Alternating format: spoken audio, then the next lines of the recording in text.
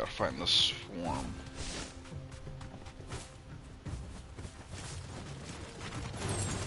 All right. You deserve a rest. Bravo!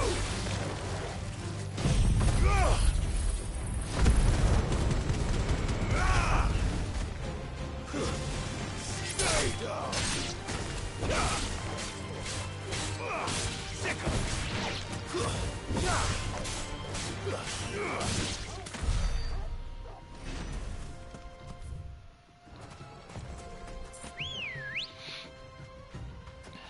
Let's go.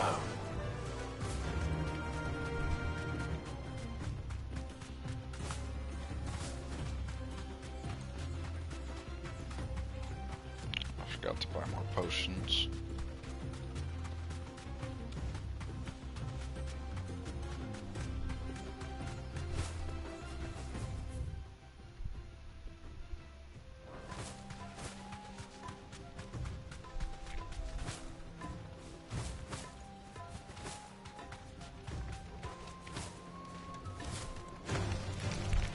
Thanks, Cal.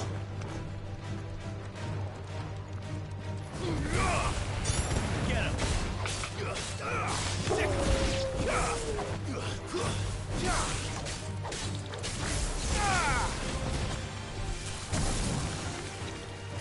Sick him! Get him! Sick him! Attack! This one!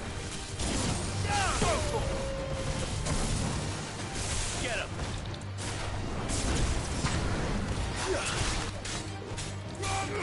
Get him!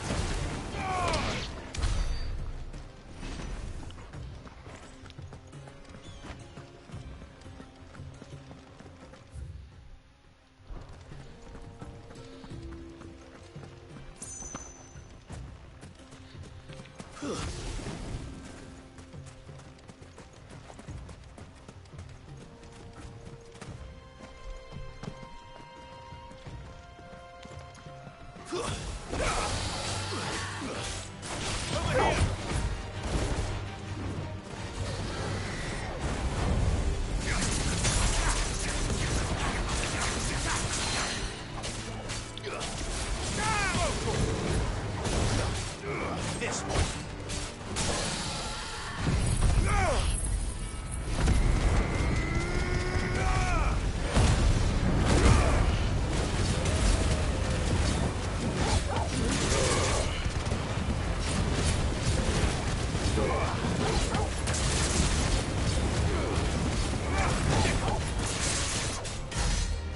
Over here. Go. Let's try.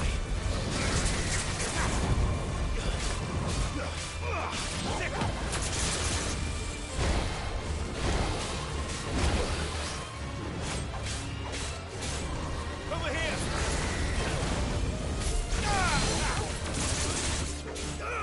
Get him!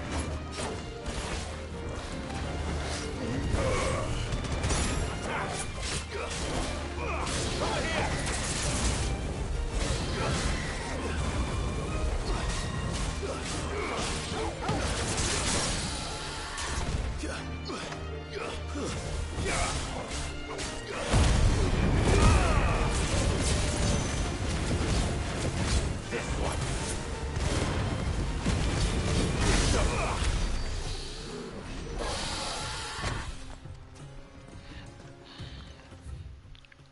So this is where it ends here.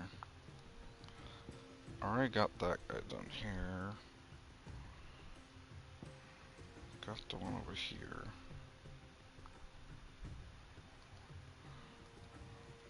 So there's one missing.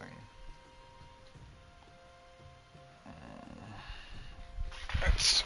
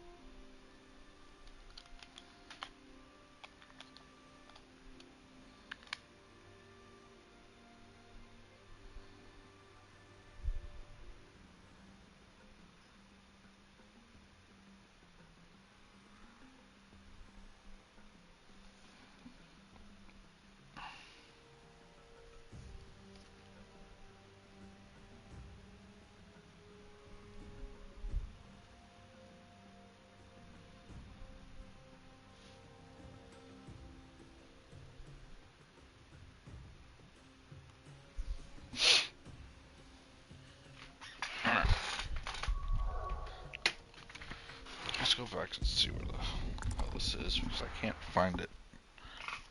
I can't beat Atlas right now. What became of Cook? Guy's dead. Y'all can wait. Hunt's our priority.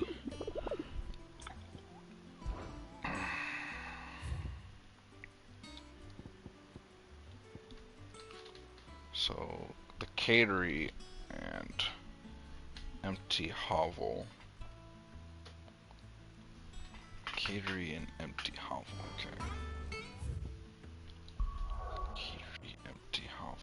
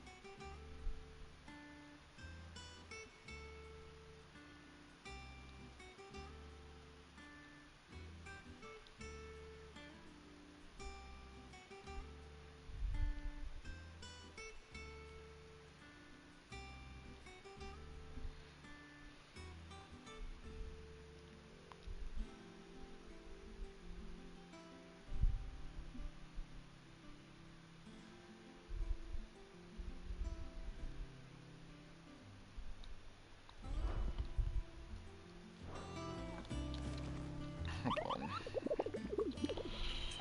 Where the hell are they? I'm gonna read more about them, maybe that's what I'll do. Next near the abandoned village in the fields of Karlova.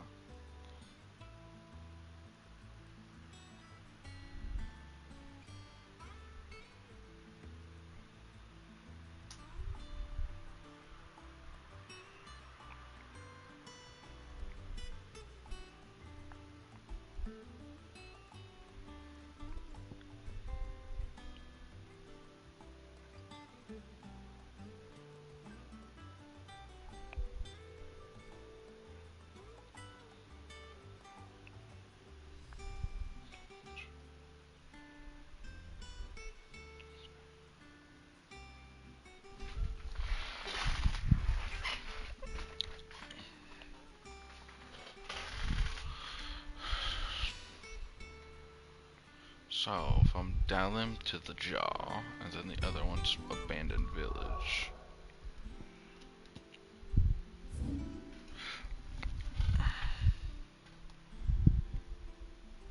So right here. This little area right here.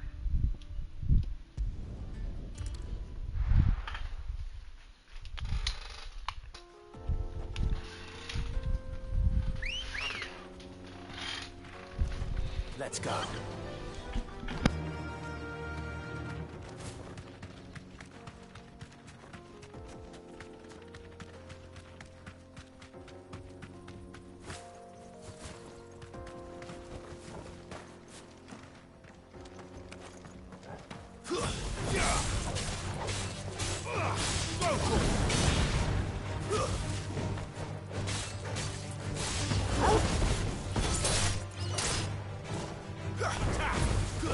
Get him! Over here!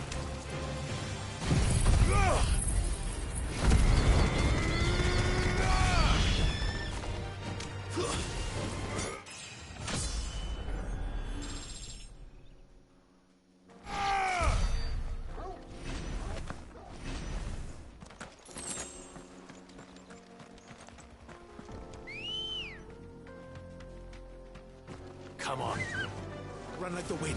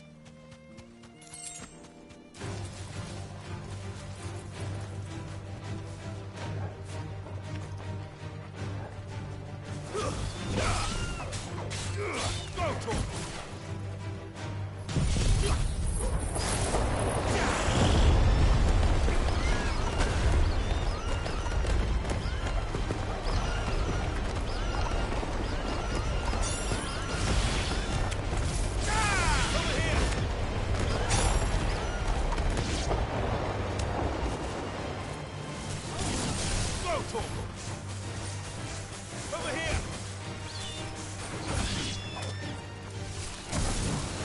This one!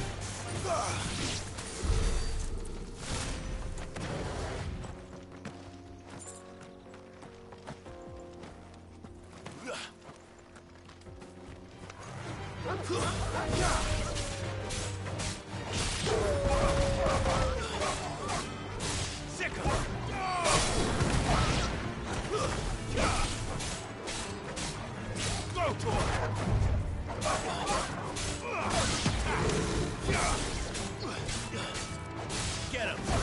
Stay down!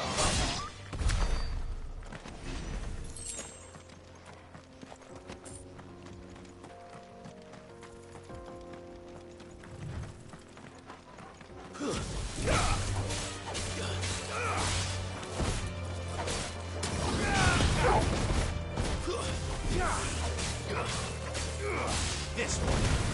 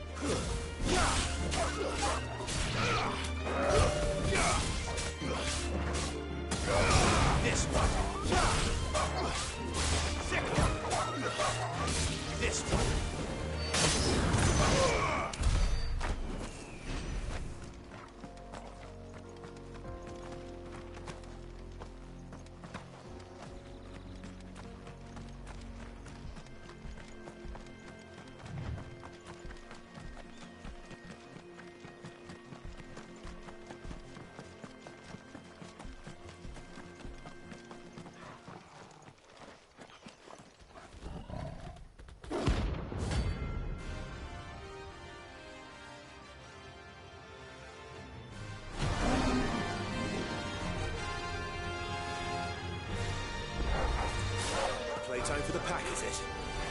Let me introduce you to mine.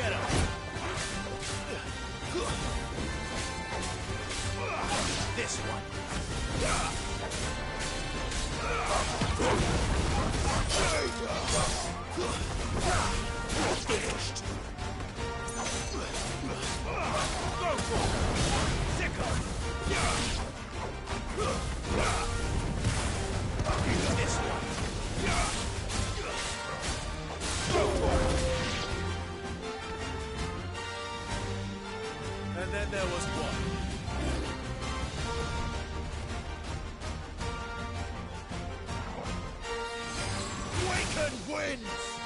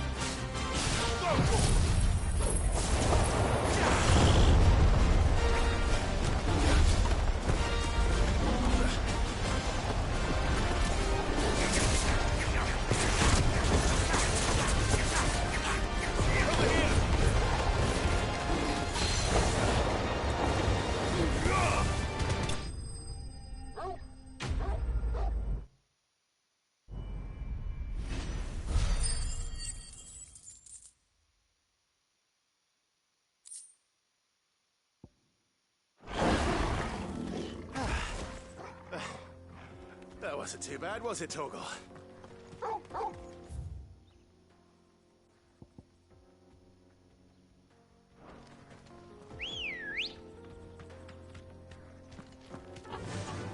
Fly, Ambrosia.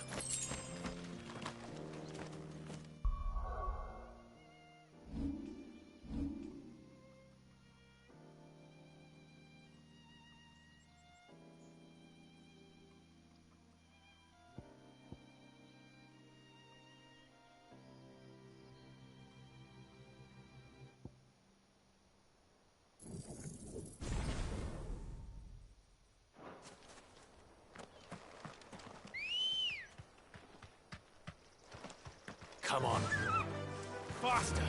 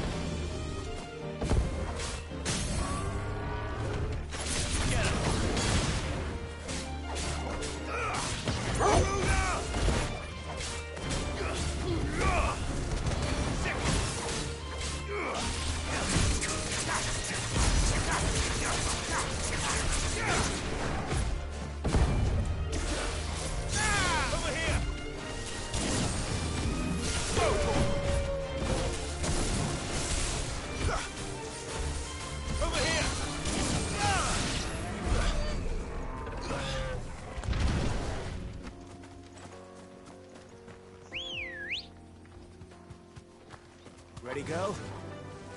Run like the wind.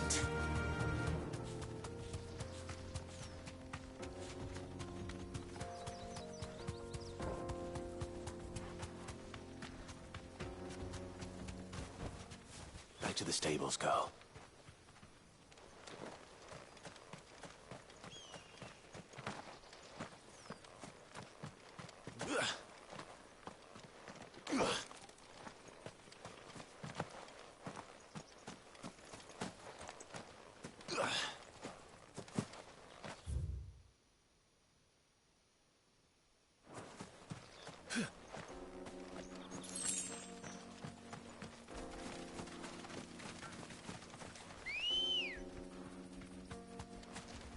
Let's go. Yeah!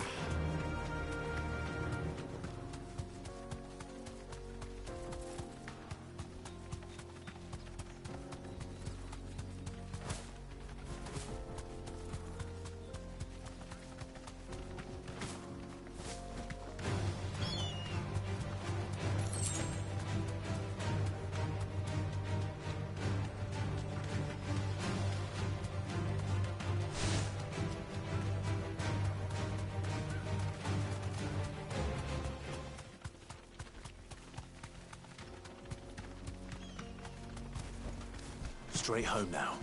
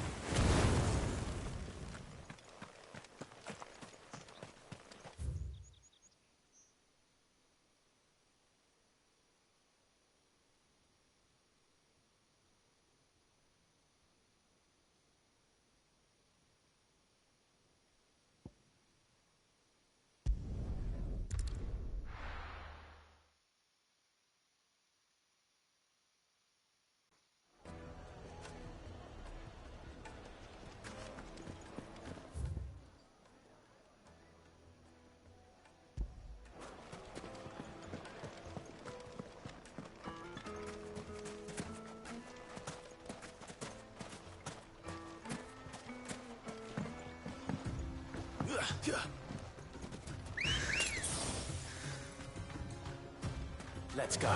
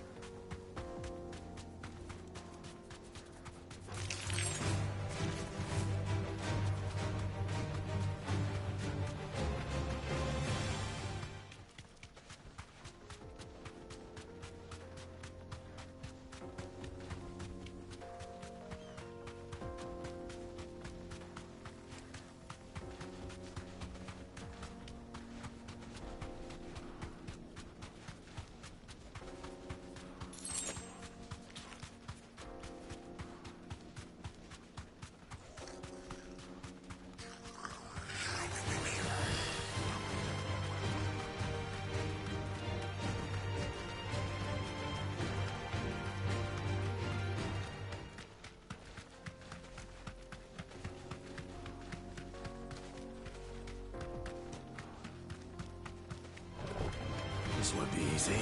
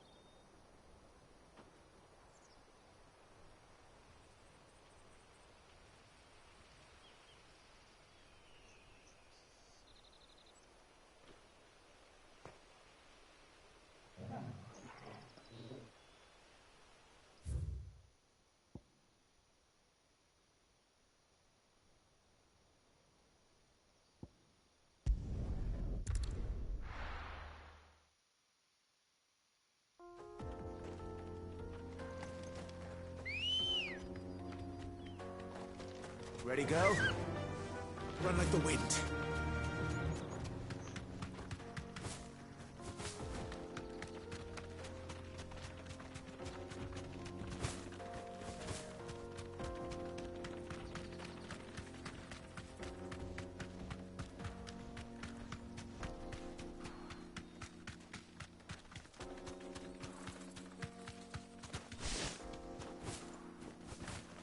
Another crystal.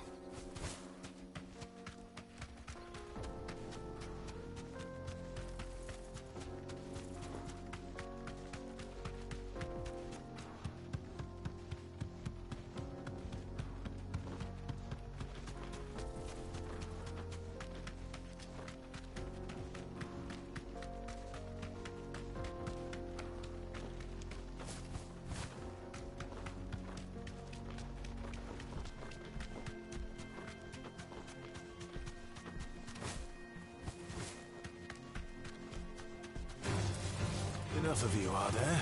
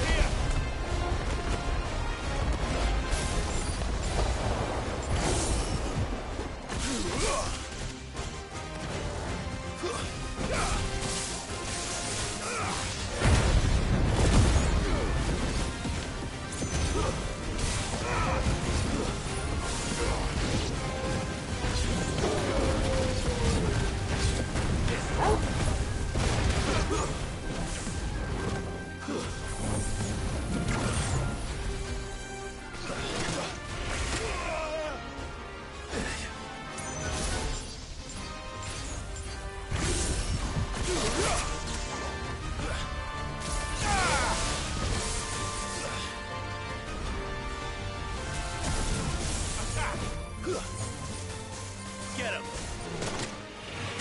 Come on!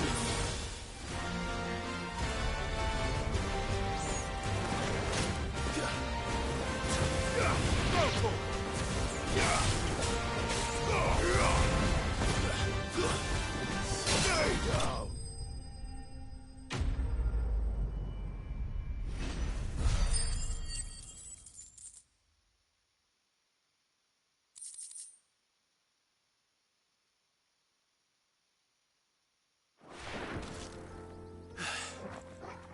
Peace at last.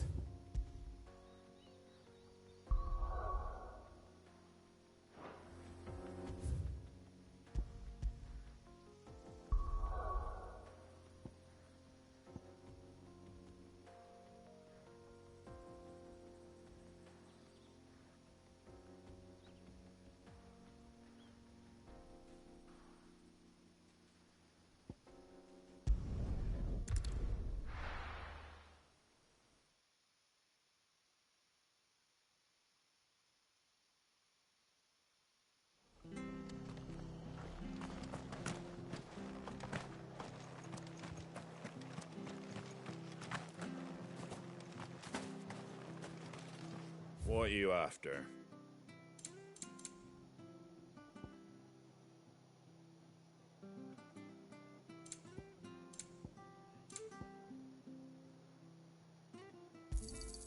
There you go. Thanks very much. Much obliged.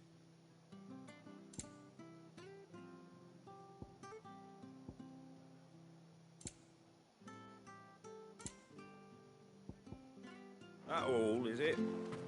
Thank you for sticking with us.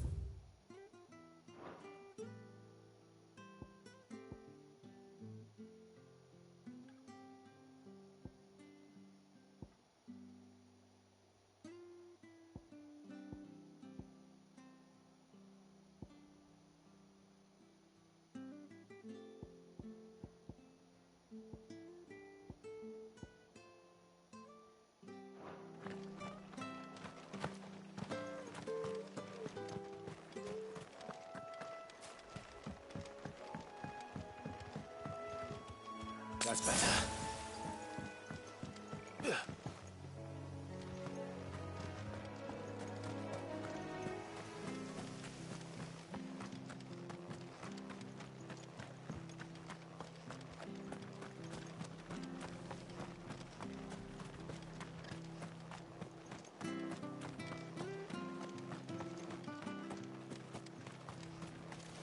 What are you after? Thanks very much.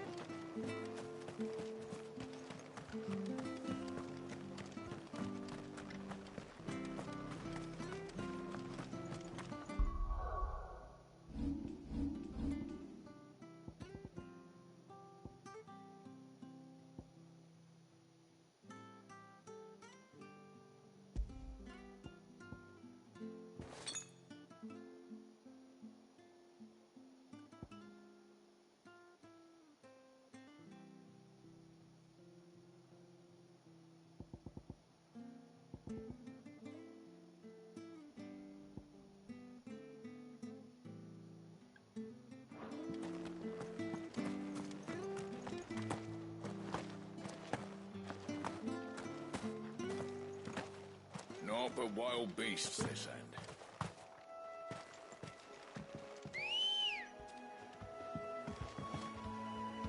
Let's go. Faster!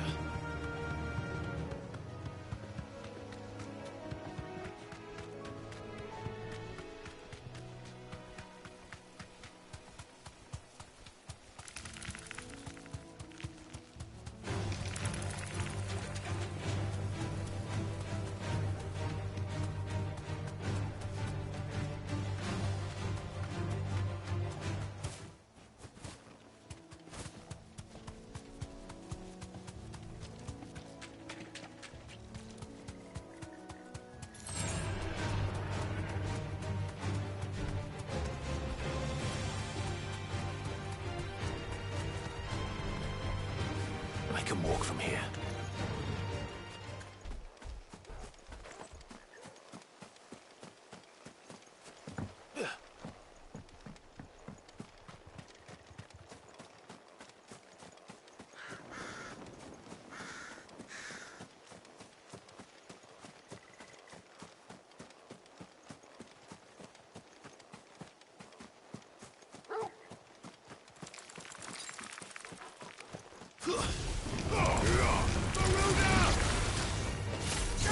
This one.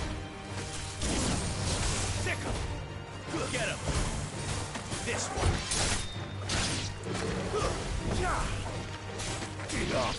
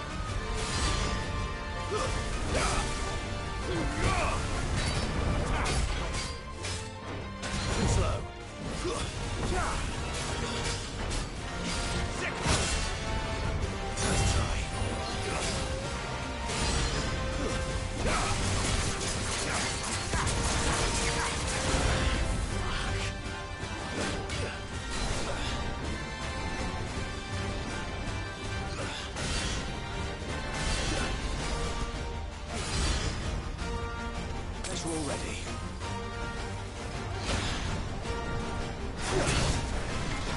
Not good.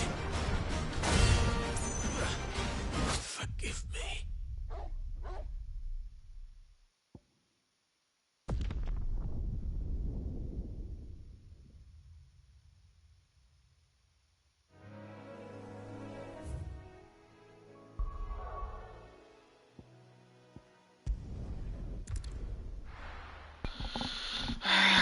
Yeah, it was not strong enough.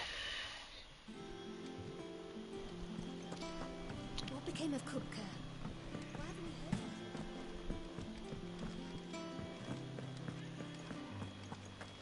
heard? Yeah, I can't do anything, so I just gotta progress. Talk to them. Yeah, need a better weapon, better armor.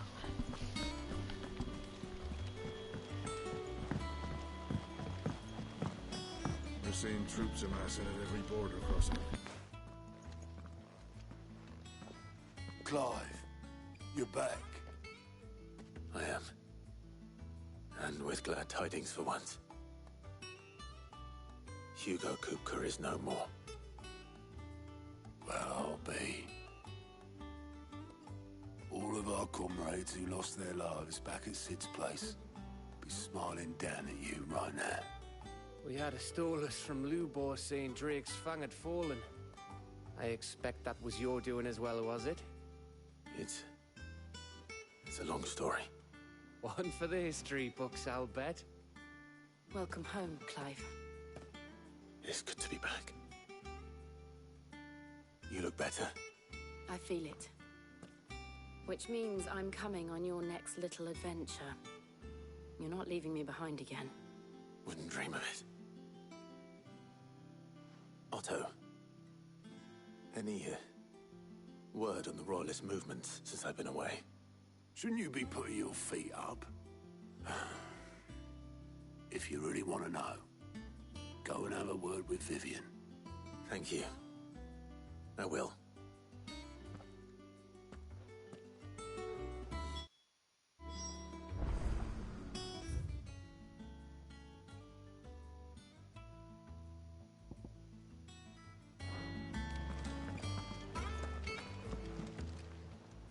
Welcome to the Patron's Whisper. Your benefactors are a generous lot. Here you are.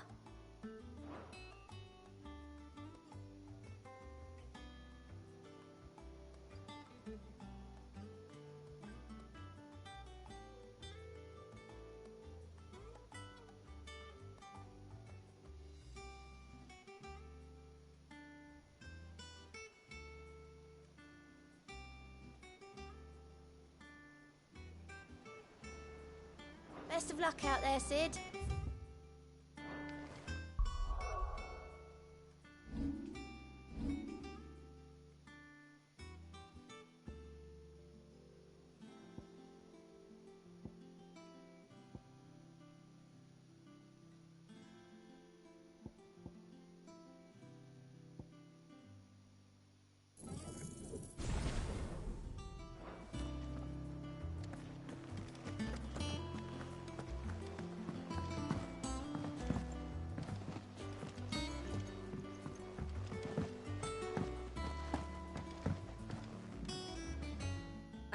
The conquering hero returns, and with hardly a scratch on him.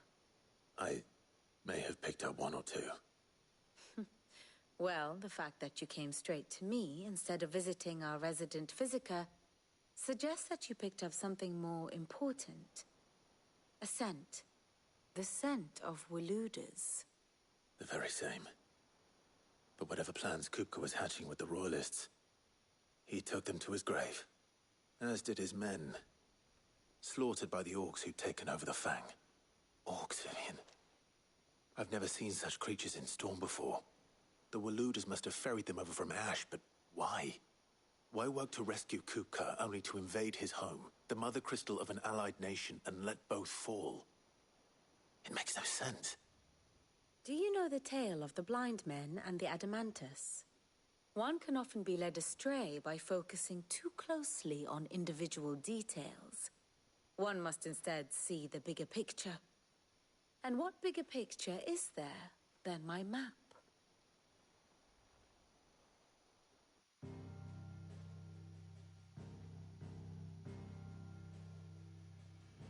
The Kingdom of Waloed claims dominion over all of Ash.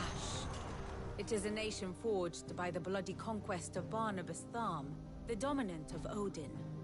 The Canvarian War of Independence in 849. The Battle of the Twin Realms in 865. The Battle of Belinus Tor in 873. Wheresoever his armies fought, Odin was found where the fighting was fiercest. But of late, the warrior king appears to have laid his sword to rest. Battle rages for control of the crystalline dominion. Yet Tharm sends not a single ship in support of his Dhalmekian allies. Meanwhile, the Blight ravages great swathes of Ash. Yet warlike Waloed shows not the faintest interest in laying claim to untouched lands. So why go to the trouble of sending an army of orcs into the heart of Drake's Fang, only to make no attempt to claim the Mother Crystal for Waloed? It can hardly be for lack of men. Tharm's armies rival any in the Twins. No. We have not seen the last of the Waluda standard. Odin will ride again. It is but a question of when.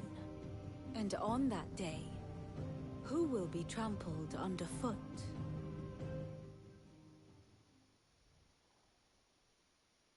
In summary, I know not to what end the Royalists betrayed Kupka. I know only that it is part of some broader scheme. A scheme tied to the ambitions of one man. King Barnabas. But there is no need to wallow in confusion. If one is to cure a sickness, one must first identify the symptoms. And your Lord Uncle has volunteered to do just that by keeping an eye on the Royalists' movements. He's really throwing himself into this. Indeed he is. Which means all that remains for us to do is await his reports. Well, not quite all in your case. The people of the Hideaway must hear the news. Justice has been done. Hugo Kupka is dead. The wounds he left that night are still raw, especially for those who lived with Sid the longest. Tell them that those wounds might finally begin to heal. Consider it the price of today's instruction. I've never known you to be sentimental. What can I say? I am only human. And we are, all of us, sentimental animals at heart. I suppose we are. Very well. I'll go and spread the word.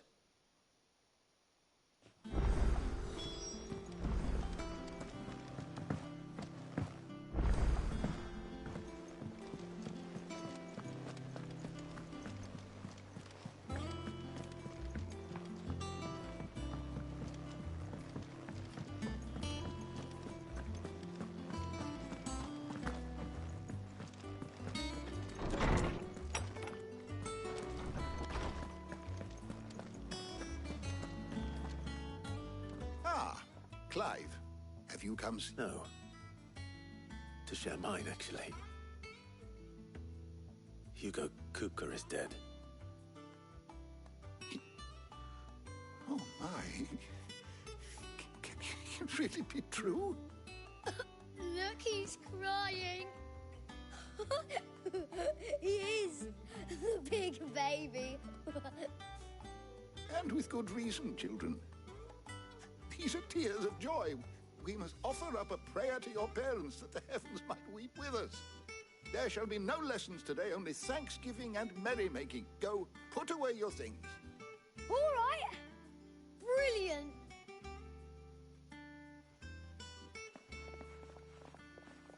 Finally, a new dawn has broken. It has.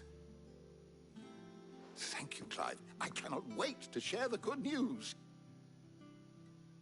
Hippocrates. After Kupka fell, Ultima came to me. I need to know what he is. Have you learned anything? Alas, no. And not for want of trying. I have scoured nigh every historical tome in our collection and found nothing. Not even the sort of conspicuous absence that might suggest a concealment of fact. One is almost tempted to conclude that such a creature never existed. But I saw him. With my own eyes. I don't doubt that you did. Alas, it seems you are the only one who has.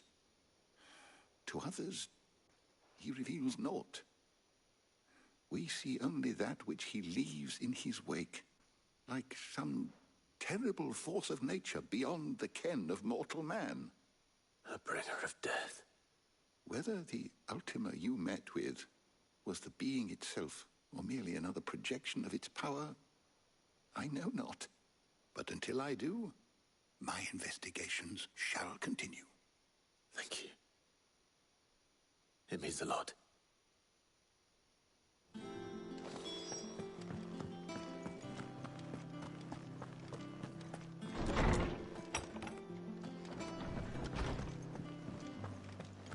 Thanks to Sid, the man who... Well, someone looks pleased with himself.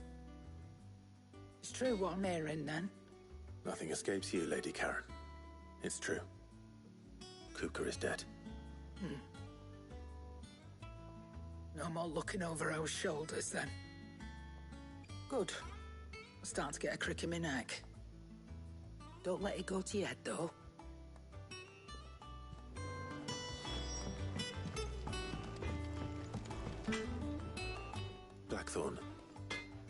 Do you have a moment? What is it? I'm busy. I wanted to tell you that Hugo Kupka is dead.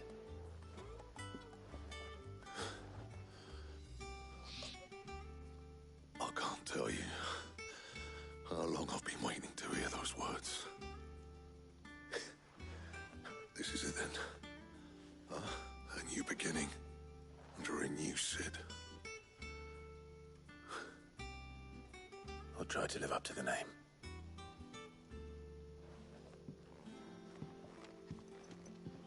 Right. Let's see if Otto has anything else for me. What do you need? What do you want?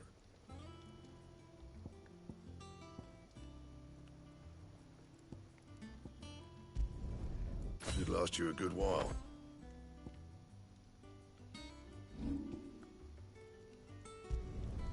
You can thank me later.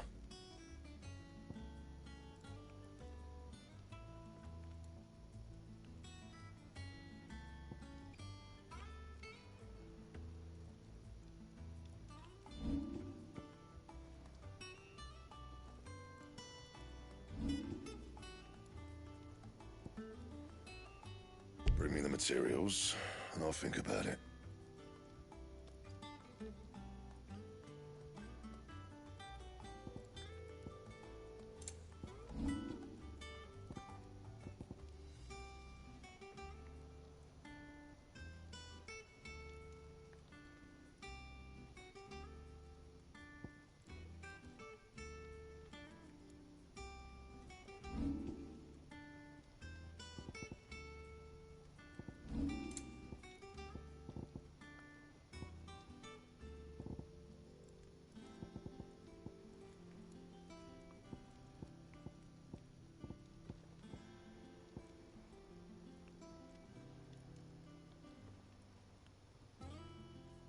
Don't waste my time.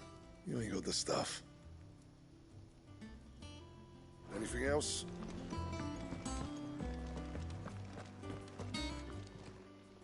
Well, don't just stand there, go.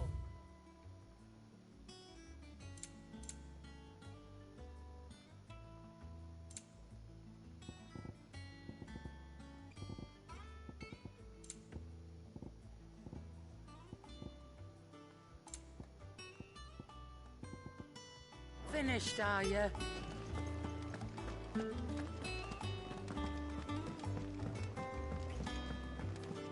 I'm telling you, it's true. I heard it from Otto's own lips.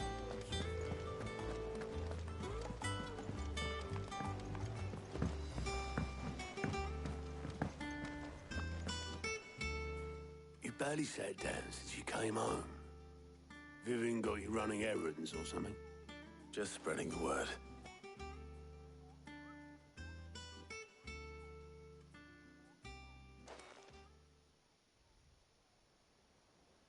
So, the Professor's got a soft side, has she?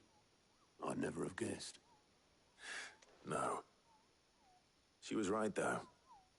Everyone was glad to hear the news. Ah, but you ain't told everyone. I can think of plenty of friends back at the old hideaway who'd sleep more peacefully for knowing. Not least of all Sid. You should tell him.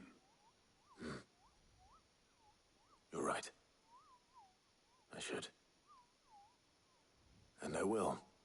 Well, when you do, be sure to take Mid with you. She's been going at it hammer and tongs down at that workshop of hers, trying to do her father proud. I can't remember the last time she visited the old sod's grave. Very well. I'll suggest it.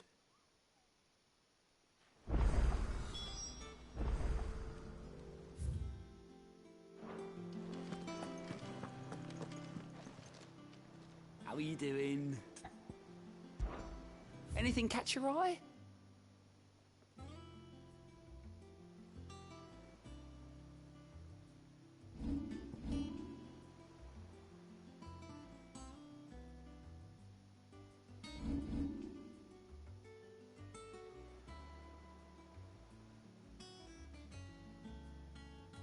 Seen enough?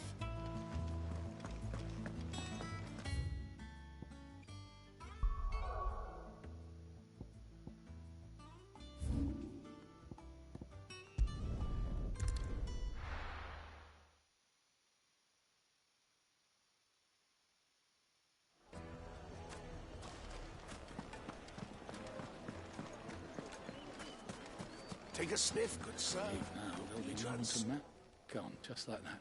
And without so much as a by your leave. What's the matter? It's my apprentice. He up and vanished while my back was turned. I'd go and look for him myself, but I've got a bakery to run. A bakery that's now short one pair of hands. Loath though I am to rely on the kindness of strangers, I'm at a loss. Please. I'll see what I can... I wouldn't be surprised if he was off somewhere mooning at Drake's Fang. He used to work there, you see. Poor fool left his heart in its hollow. All right. Then that's where I'll...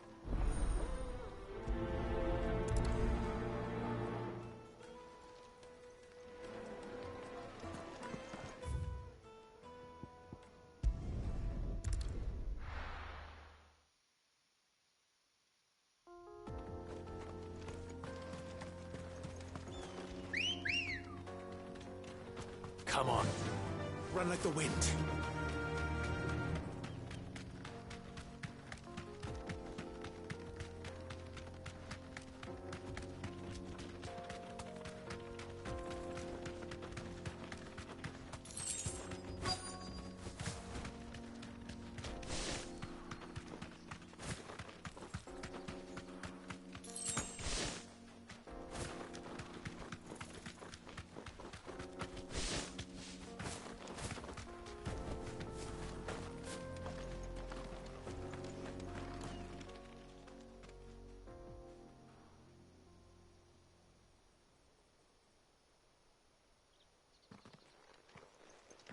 Excuse me. What do you want? The baker sent me to find you. I am a sorry, selfish sod, aren't I? Certainly not a baker. Master must have ruled the day he took me in. Time was the sight of the Fang used to calm my nerves. But now look at her. I take it you missed the Mother Crystal. I hated her, but she was all I knew. Worked her mines for years. And when she shattered, part of me shattered with her. I had to trade my pickaxe for a rolling pin, but I'm no good at baking. Every loaf I touch collapses. My bread's as hollow as I am. She was the only thing that could fill the hole inside me. Oh, I loved her, damn it. But now she's gone. She's never coming back. What am I supposed to do? I ask her. How does a shell of a man learn to live again?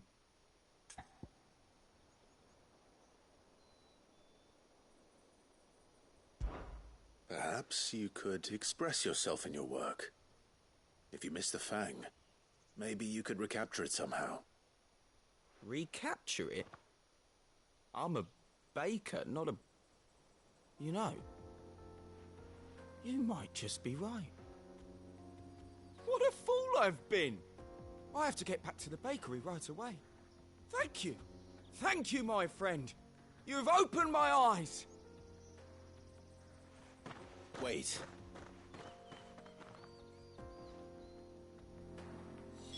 Suppose you won't be needing an escort then.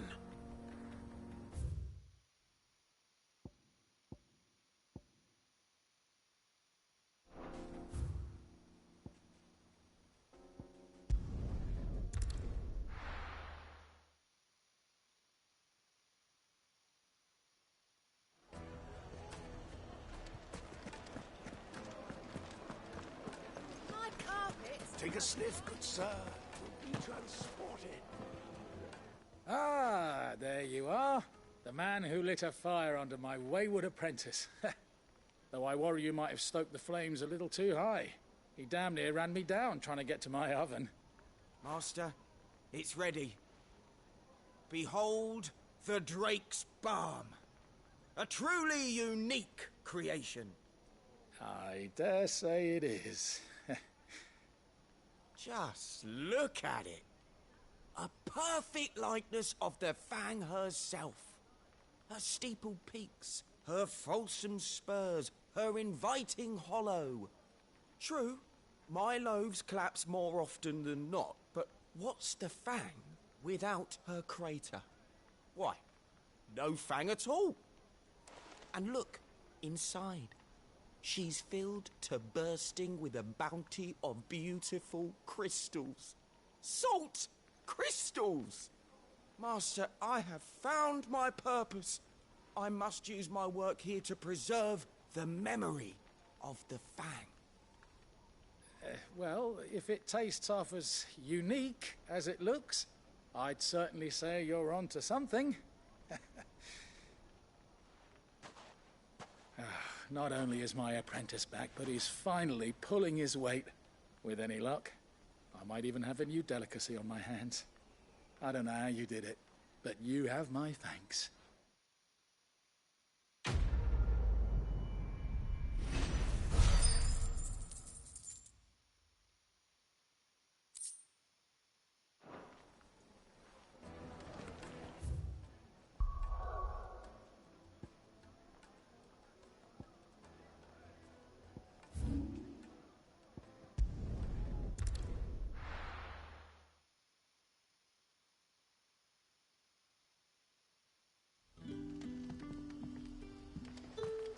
Good day to you.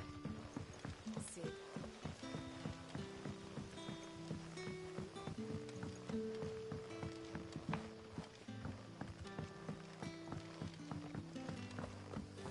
It's all but spent. The crystals we get from the table.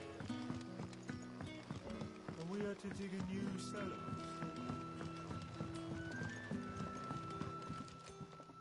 Ah, Clive. Your timing is exquisite, as always. I have a concern which you may be able to assist me with. Go on. There are whisperings afoot of shadowy figures having been sighted outside the village. Rustlings in the undergrowth, suspicious noises. My people fear that they are being watched. It may be no more than a surfeit of nerves, understandable in the current climate, or it may be the prelude to something altogether more dangerous. Given what I hope you'll forgive me calling your nose for trouble, I wondered if you might investigate. Of course. Excellent. You might begin by speaking with the good citizens of Lostwing. Listen to their tales, and make what you will of them. All right. I will.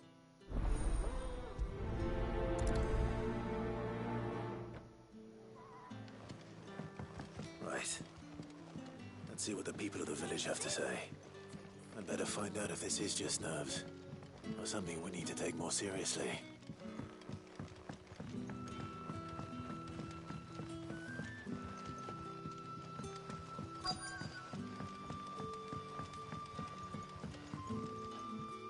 You all right, Sid? Something on your mind?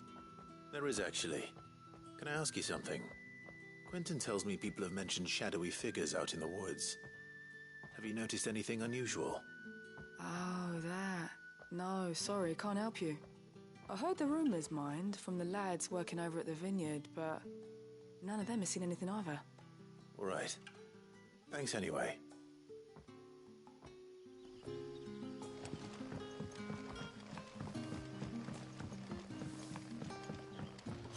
The crystals we get from the tail are all but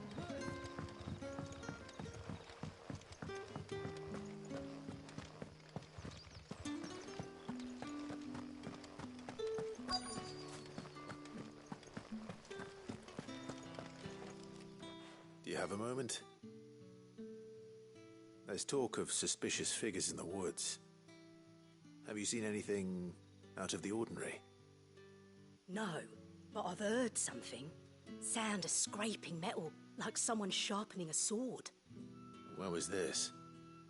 In Lorbert's Pass. Was out foraging for herbs when I heard it, screeching out from between the trees. Ran back here as quick as my legs would carry me, and I ain't been back since. I see. I'll look into it. Thank you.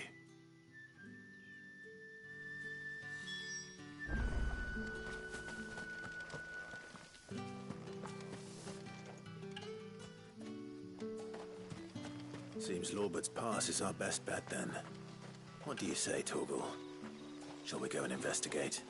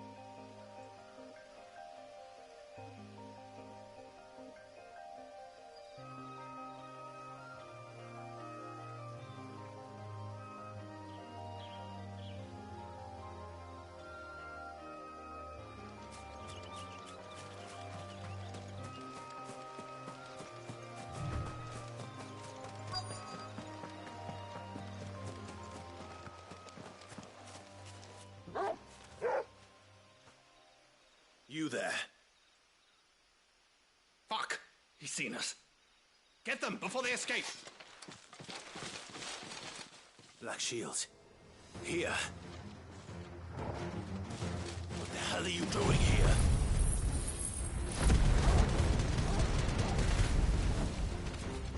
What is it to you? Not that we give a damn. All that matters to us is that you don't leave here alive.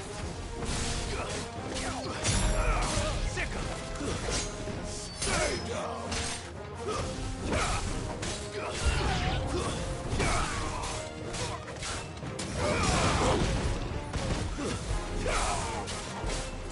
This one. Garuda!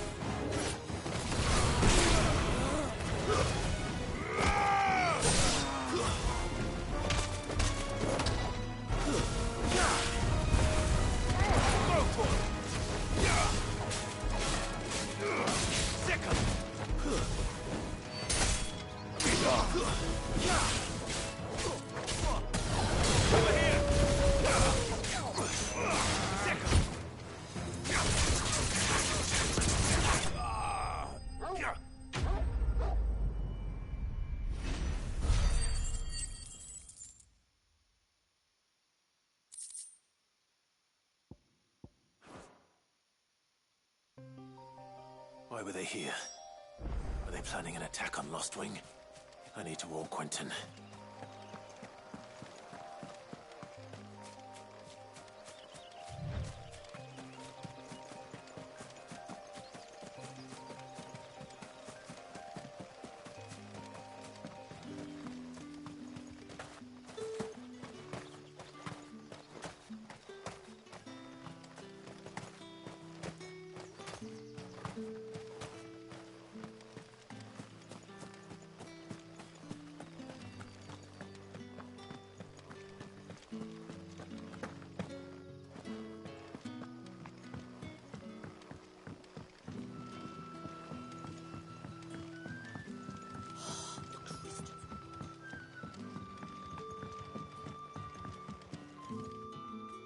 Clive, how goes the hunt for our sinister figures? I found some Black Shields hiding near Lorbert's Pass. They're gone now. Black Shields. The Empress's former bloodhounds.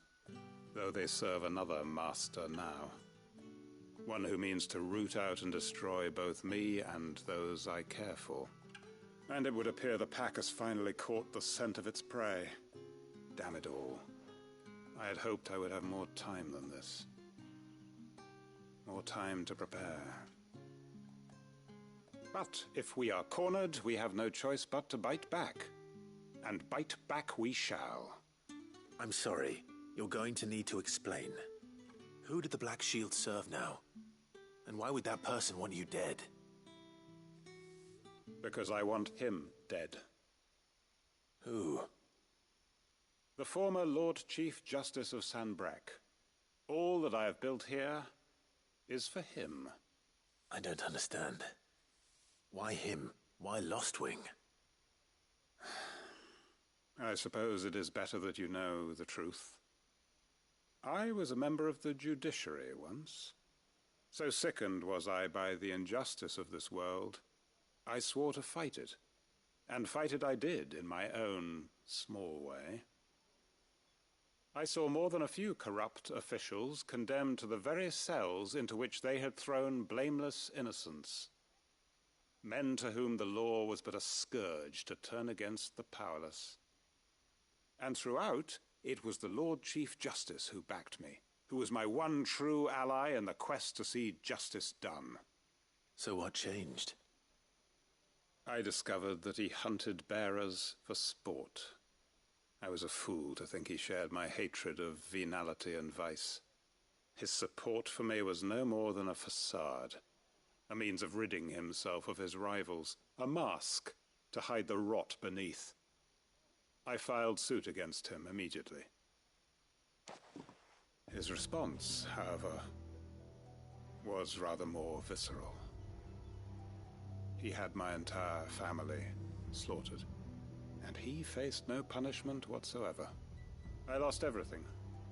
My loved ones, my livelihood, my position, the faith I had once held that any modicum of justice might be achieved through the courts. So I set about enacting my own. I tracked down every soul who served him and slit their throats myself. But the man himself proved an altogether more difficult target. With money and power come protection. And so I saw that I would need an army of my own. I came here to Lostwing and began recruiting like-minded individuals. And everyone here knows this is why you do what you do. Of course. They too have lost loved ones to the bearer hunts. Seen faultless friends sent to the gallows to spare the guilty. All under the watchful eye of the Lord Chief Justice. Our wounds are the same. And our cause is the same. We are comrades. And our revenge is already in motion. We know where he hides, how numerous and well-trained his guard. What we did not know until now, however, was that his plans may already be in motion too. Quentin. Our time is short. He may move against us at any moment, unless we move against him first. My friends and comrades, it begins. Make ready for war.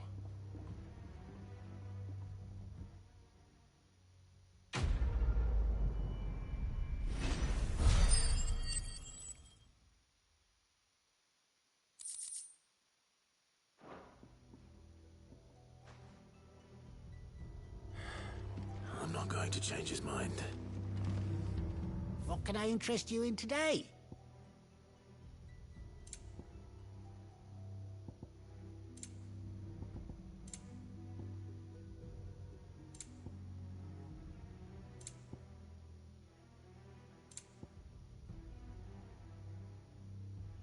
You're always welcome here in Lostwing.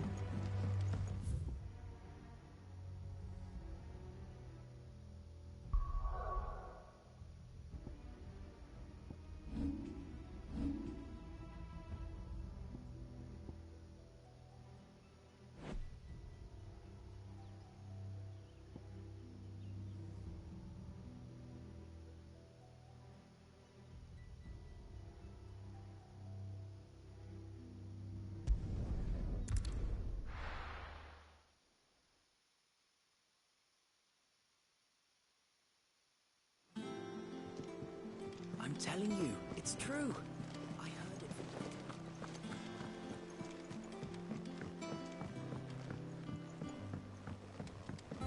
We're seeing troops amassing everywhere.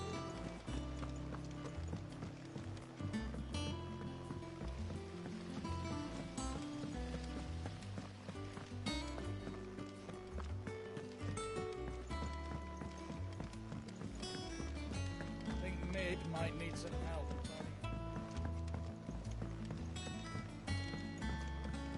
If I don't come up with something soon.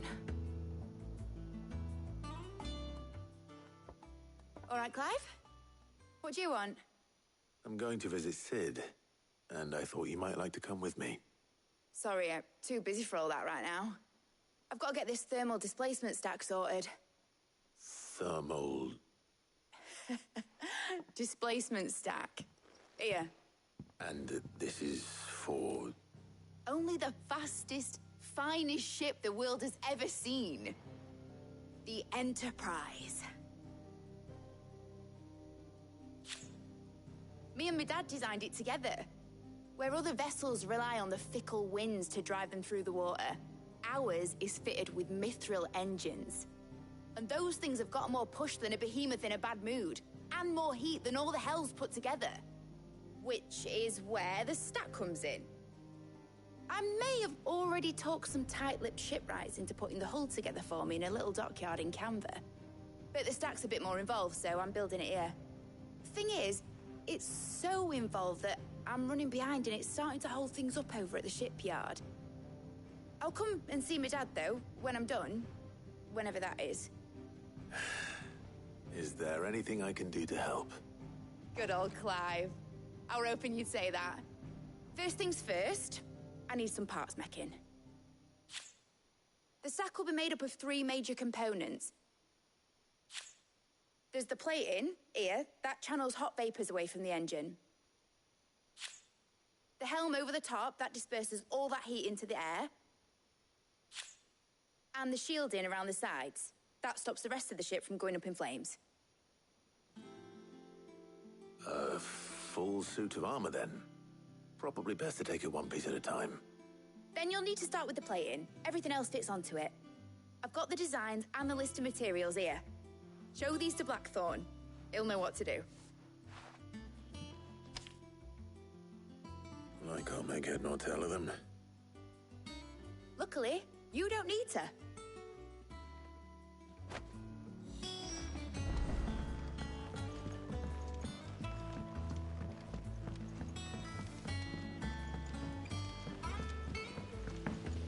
Editors started reading books that don't have any pictures. It hasn't.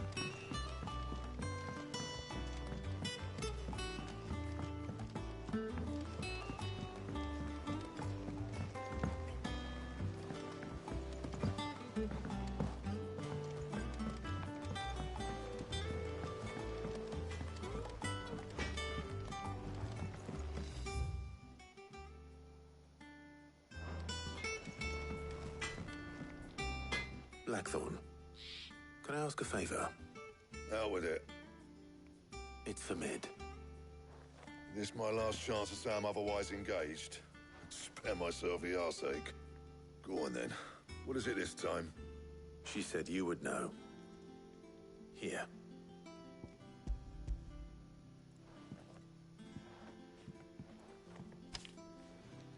Krieger's teats. Well, I don't know what the hell you'd want this for, but I can make it. Won't be easy, though. And I'll need help. Get Gavin-Otto in here, will you? All right.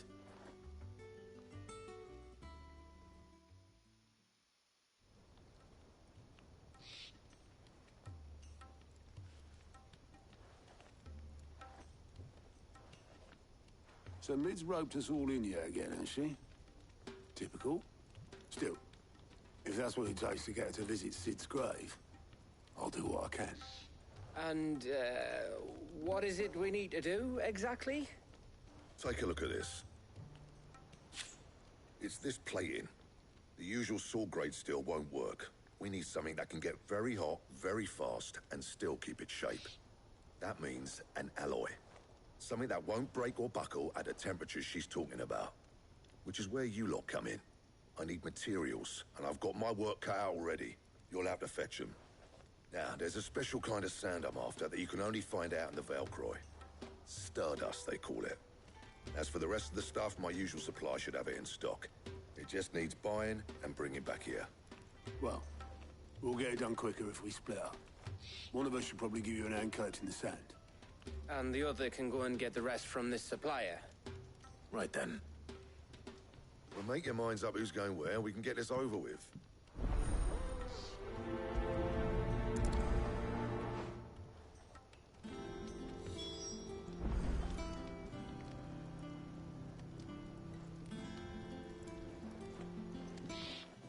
You going after the Stardust then, are you? Which one of these 2 lucky souls is going with you?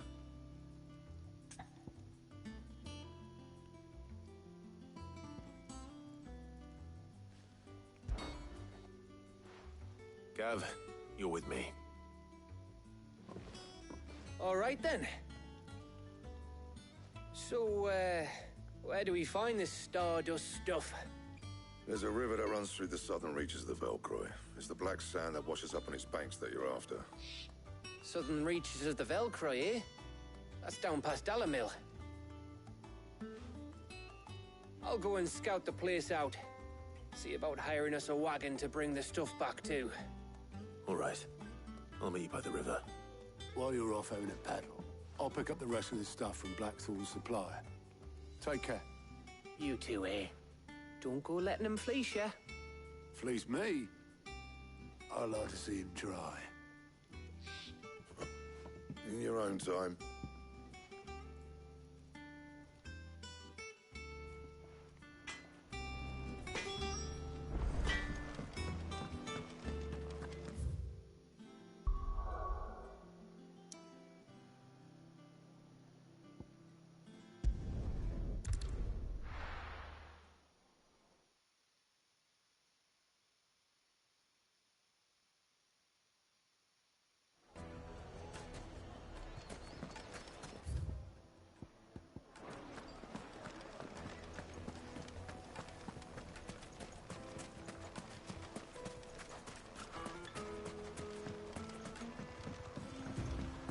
Looks like I found the river. Now where's Gav? Let's go.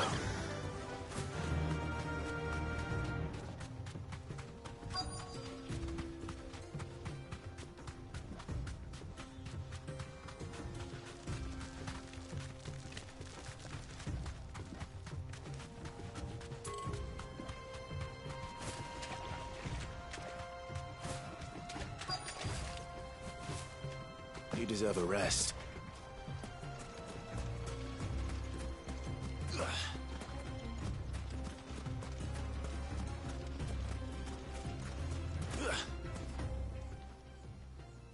Sorry to keep you, Gav. Better late than never. I've had a quick scout about, and I reckon round here's our best bet if we want to grab as much of this stardust stuff as we can. Don't know what Blackthorn's planning to do with it, though. I asked over in Dalamil, and they seem to think it was worthless. But if stardust is what Blackthorn wants, stardust is what he'll get. There's plenty of this stuff lying about, just begging to be bagged. Then let's get bagging, shall we? We shall. Race ya.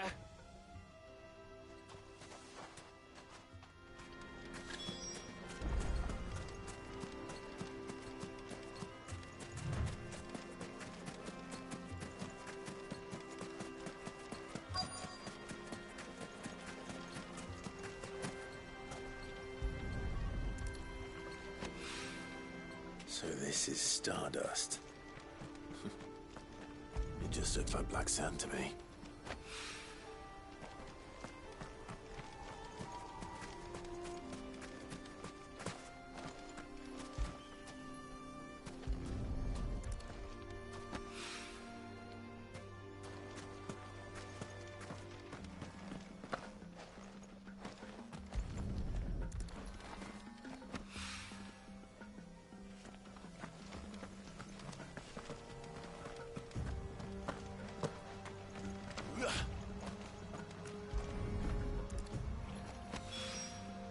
That should be enough for now. Let's see how Gav's getting on. Fetch!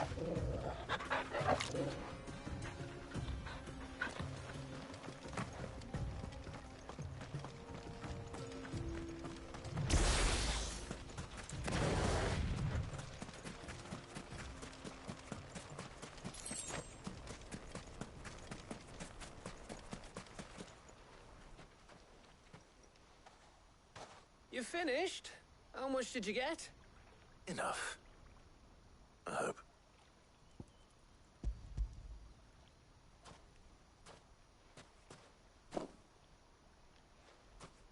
Oh, you win. That might even be enough for old Blackthorn. Hey, before we go, do you mind if we have a chat?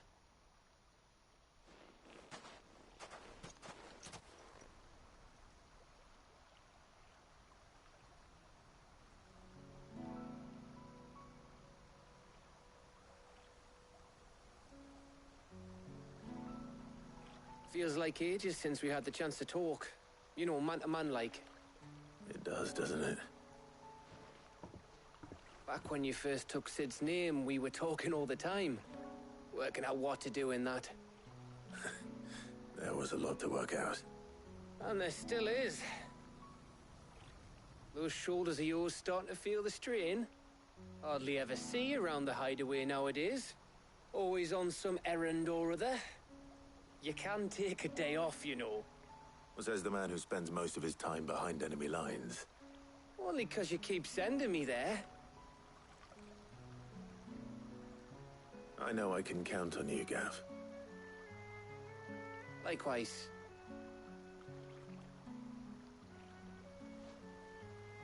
So you keep sending me wherever you need to, and I'll keep going.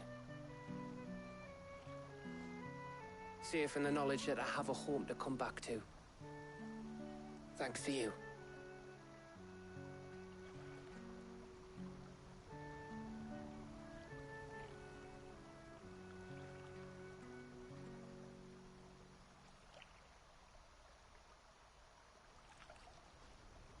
Right. That's enough soppy shite for one day. We'd better get this lot back to Blackthorn before he slings his hammer at someone. You go on ahead. And try to get some rest once you're there. Oh, I plan to. Believe you me. After Blackthorn gets what he needs, of course.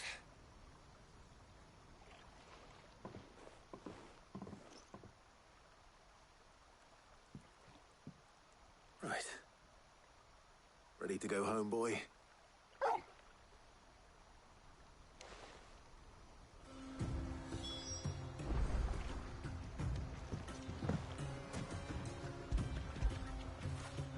When did you get so big?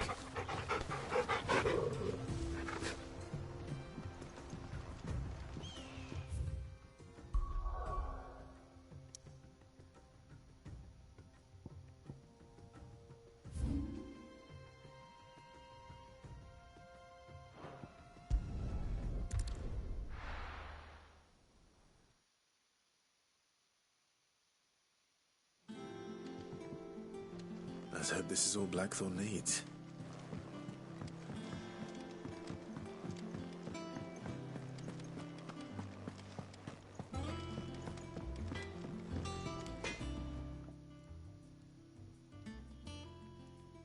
Blackthorn, got everything you need? Yeah. Yeah, I do. Cheers for the Stardust. Should be enough to be getting on with. We should go out on maneuvers together more often.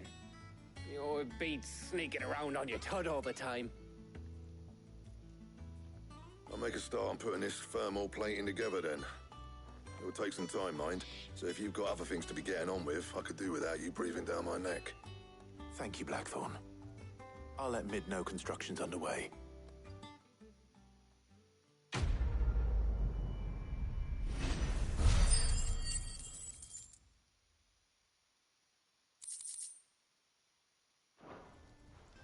Suppose we'd better be getting back to work too. Give us a shout if you need anything.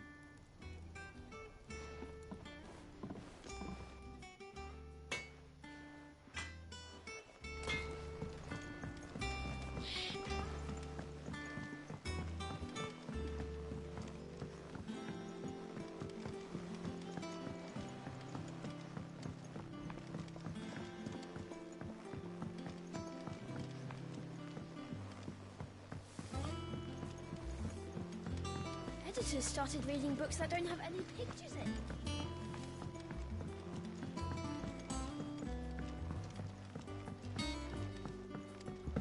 If I don't come up with something soon. You'll be pleased to hear that Blackthorn's started work on the plating. Excellent. 1 down, 2 to go. So, what's next? The helm, of course. For this, we'll be repurposing fallen scrap. Salvage from the ruins? I thought that material was all but impossible to work. Ah, but we don't have to. I'm sorry. Just so happens there's one particular ruin that's broken into exactly the right shape and size pieces for what we need. What's the name back there? I'll give you all details. What's her name? Right.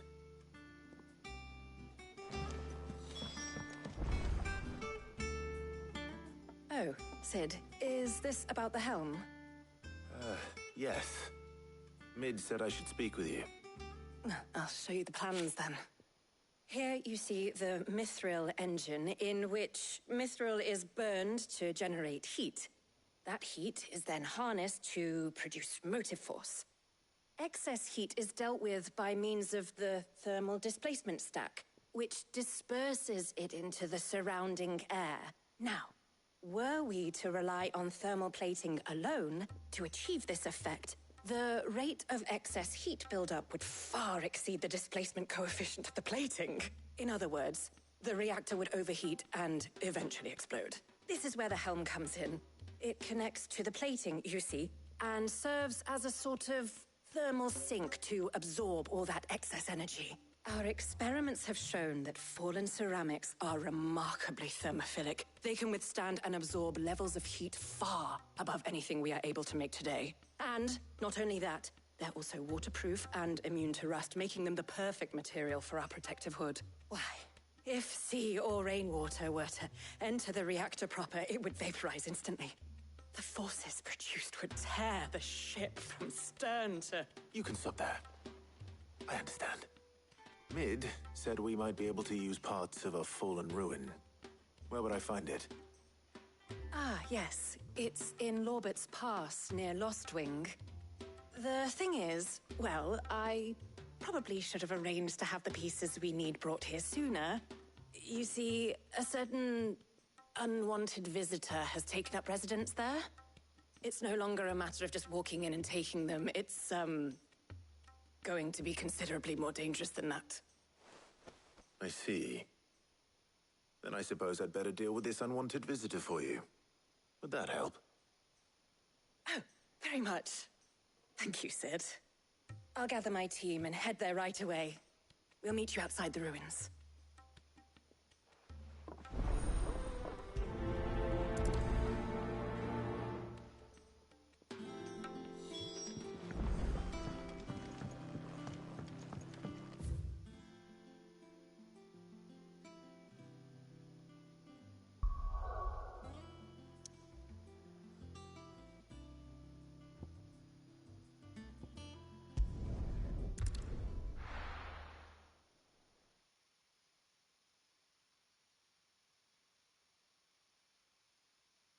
I'll be taking you all to a storehouse in the Bales. Leave anything you don't need behind.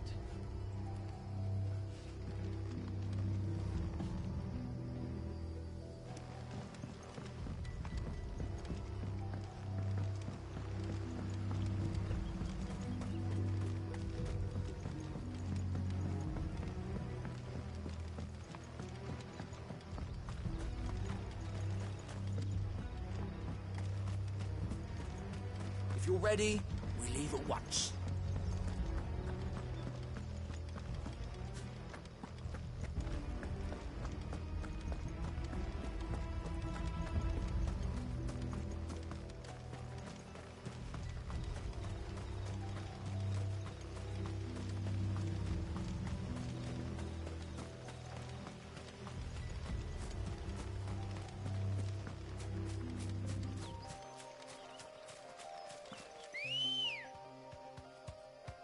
Ready, go?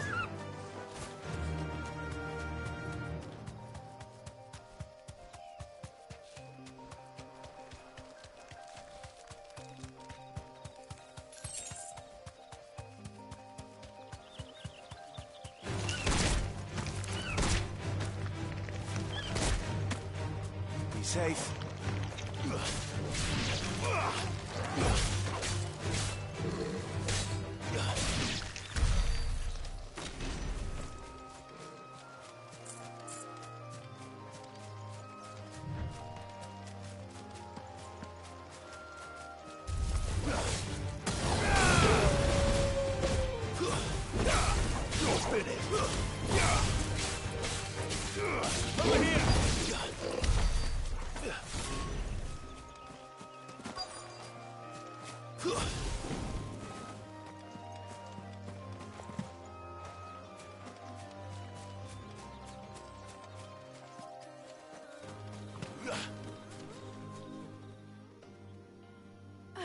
you are, Sid. Thanks so much for coming. The, ruins are just over there, as is the creature I told you about, I'd imagine. Would you mind? Of course. I'll be right back.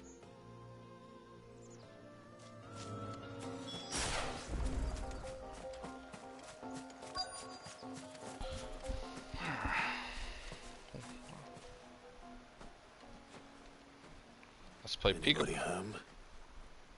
Oh, I see the piece down there. Well, good thing I have the... This must be our unwanted visitor. Time to go. Really?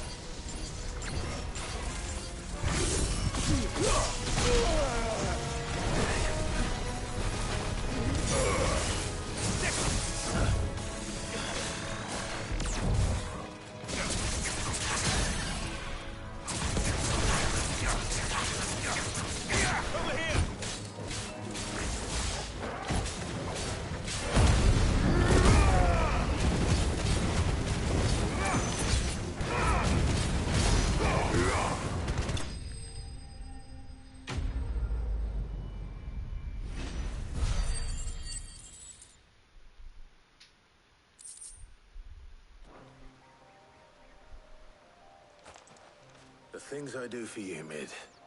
Sid! Oh, thank goodness you're safe. You shouldn't have any trouble now. Indeed. But don't let us keep you. We'll, see that everything is transported safely back to the hideaway. All right. I'll let Mid know you're on your way.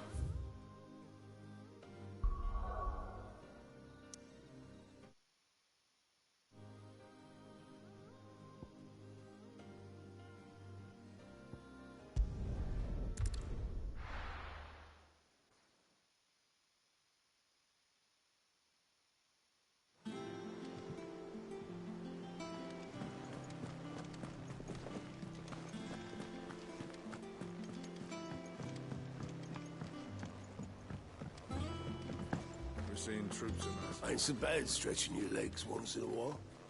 You do it more often.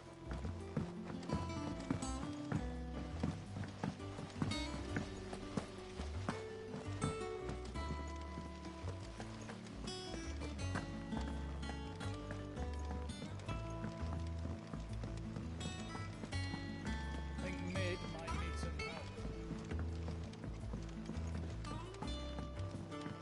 If I don't come up with something soon. Mid. Helena has recovered the material for the helm. She'll be along shortly. Excellent. Another job well done. And just one remaining. Right.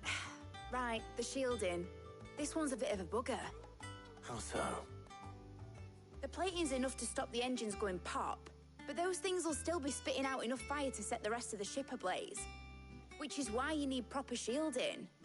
A prison for the dragon's breath that's blazing away inside. I thought a triple thick layer of tempered steel might do it. Or more of the stuff that the Fallen use, but they'd both be too heavy. The helm and the plating are bulky enough as it is.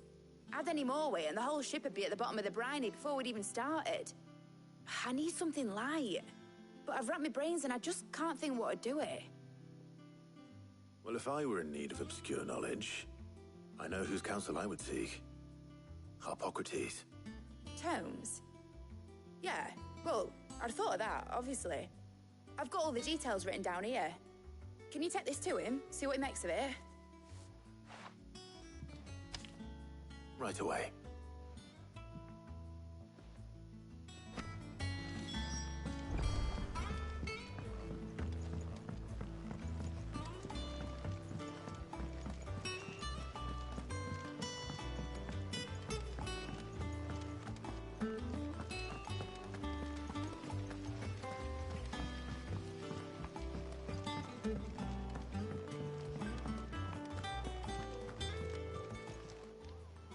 Oh, I wasn't expecting you back, so...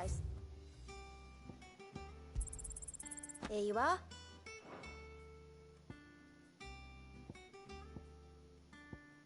All done?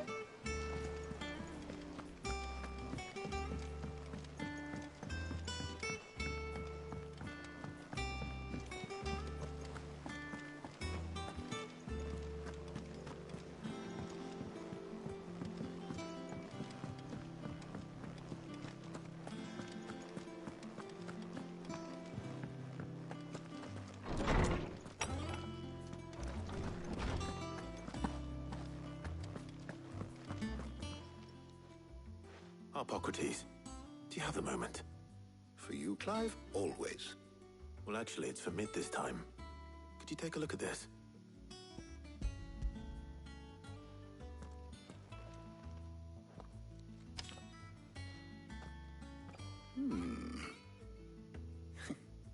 Shielding for a mithril engine. Whatever will that girl think of next? And what are these notes around the edges? She has some specific requirements for the materials.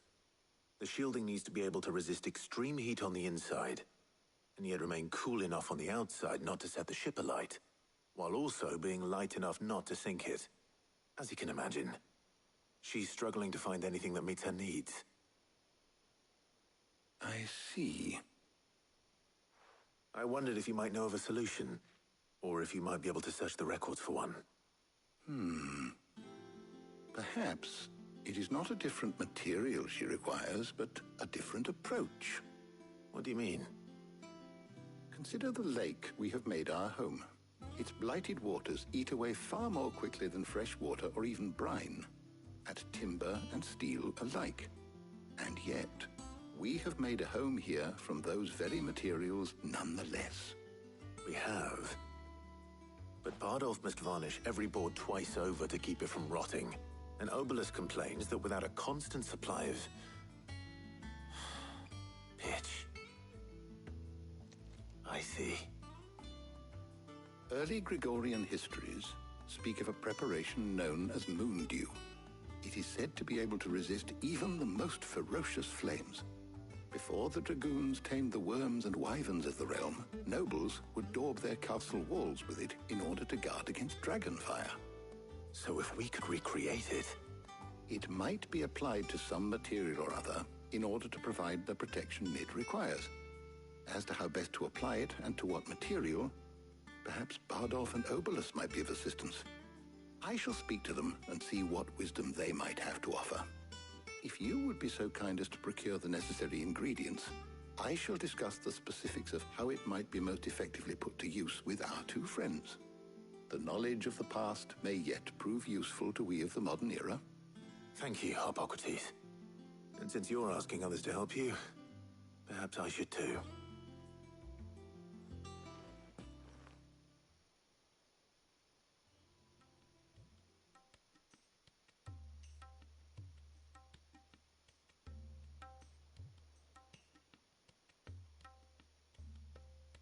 So you need a hand, do you? We do. I'll be heading to market for the ingredients we need. I could do with some help. And some company, too. The other can assist me in researching how best to prepare the shielding itself. Can we count on your aid? Always. Well, if Jill's game. Thank you. I am sure either of these fine young minds would prove indispensable in my research. I leave the decision.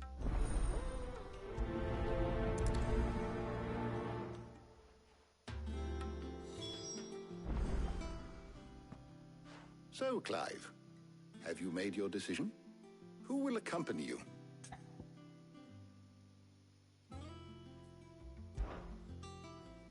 Very well. So then, what do we need to find? I have taken the liberty of preparing a list. Here. White chocobo eggs. Pepio nuts. Are you sure this list is right? Everything on here seems very edible.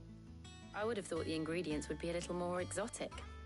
Though these items may seem mundane, they have potent effects that are rarely exploited, effects for which they were once highly prized. So much so, in fact, that they were harvested almost to extinction, hence moon dews having fallen from favor. Now, of course, they can be obtained with ease. You should be able to find everything you need at the market in Northreach. Is that so? I've been meaning to visit Northreach anyway. I'll set out now. Join me there when you're ready. I will. Until then. You two enjoy yourselves. You too, Talia.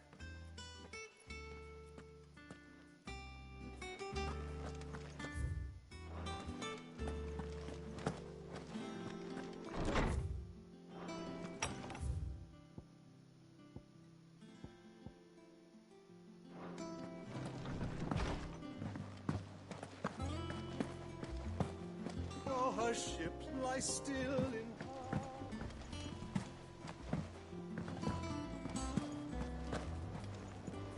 Hugo Kupka's dead, isn't he? We don't have to live in fear of him anymore.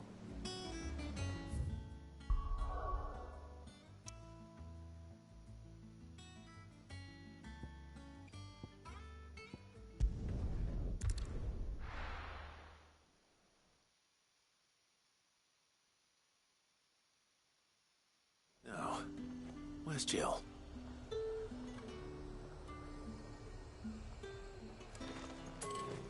There's two.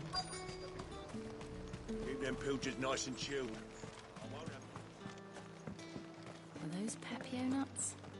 Can have a tap. How goes the hunt for ingredients? I've only just started.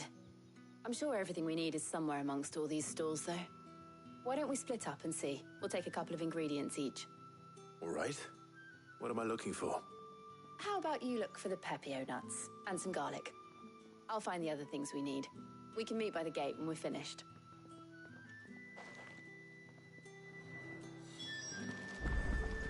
Up! You'll not find a bruised ribbon in the... Fresh cuts! Come and get them before they're gone. We haven't much, but you're free to look. I trust it's all here.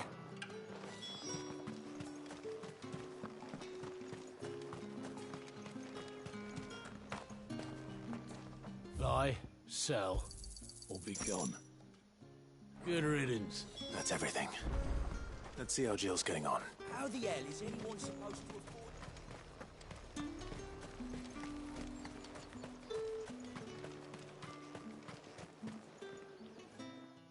Did you find everything? I did. Here.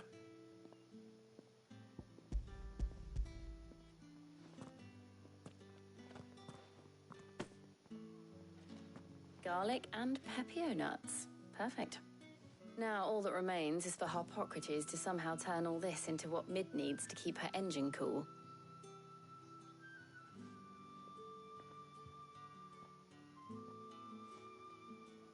But before we head back, would you walk with me a while?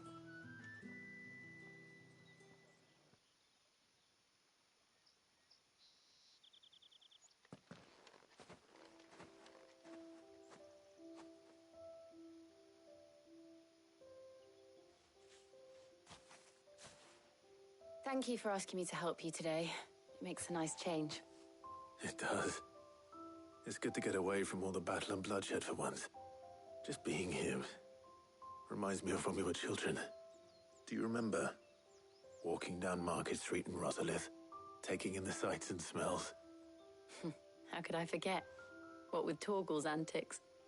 Remember how his nose would prick up at the scent of sausages? He'd go racing away and we'd have to go running after him. We wouldn't catch you now, would we, boy? Was there anything you wanted to buy for yourself while we're here? There was, yes. Well, sort of. Molly in the kitchens told me about a place that sells particularly good pies. Thought you might like to share one with me. I would. Thank you. And I saw some bread.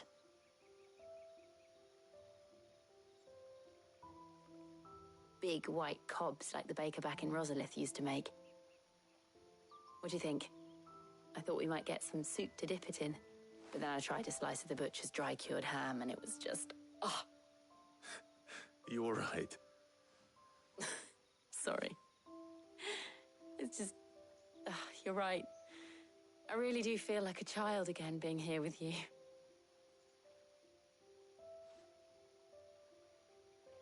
Clive. Is it wrong of me to enjoy this? No, Jill. This is how life should be. And it's how our lives will be when our work is finally done. When we can live on our own terms. I hope so. Thank you, Clive.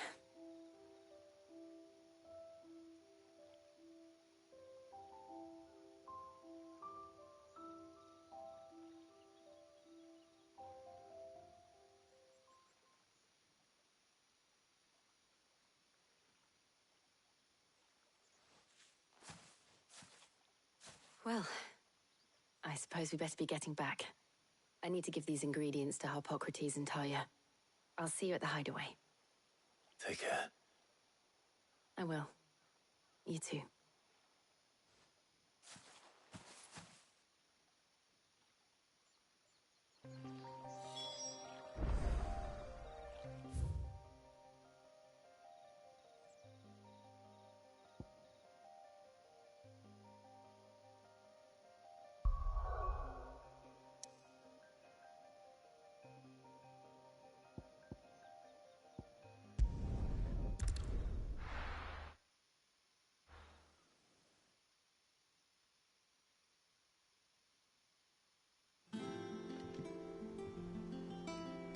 I wonder how Harpocrates is getting on with the moon dew.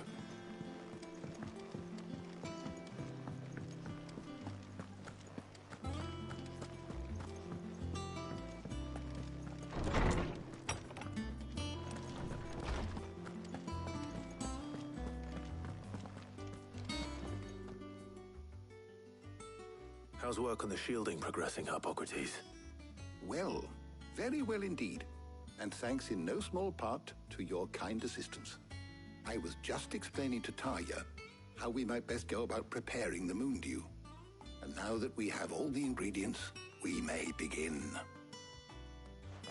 You can count on me. I've mixed more than a few mysterious concoctions in my time. I'm sure you have. What about the shielding itself? Work is underway, under the watchful eyes of Bardolph and Obolus. Apparently, it'll be ready soon. Thank you. All of you. Right then. Jill, would you join me in the infirmary? Many hands make light work and all that. Of course.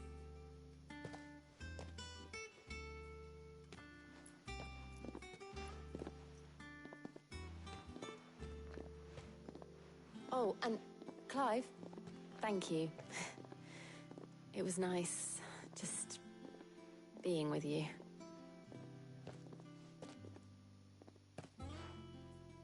It appears our work here is almost at an end. A shame. I was enjoying playing the man of action for once. When both the shielding and the moon dew are ready, it will merely be a matter of applying the one to the other. Followed by a rigorous process of testing and retesting, of course. Perhaps someone ought to warn young Mid of that. Leave it to me. Thank you, Hippocrates.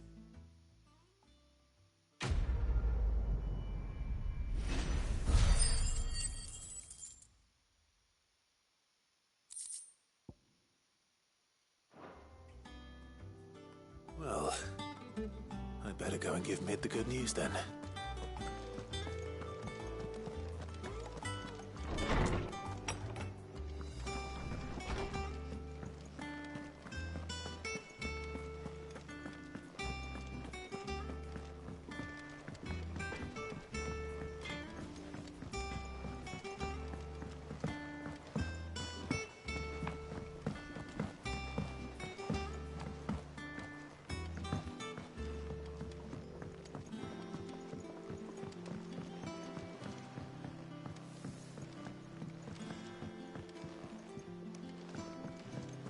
Editors started reading books that don't have any pictures in.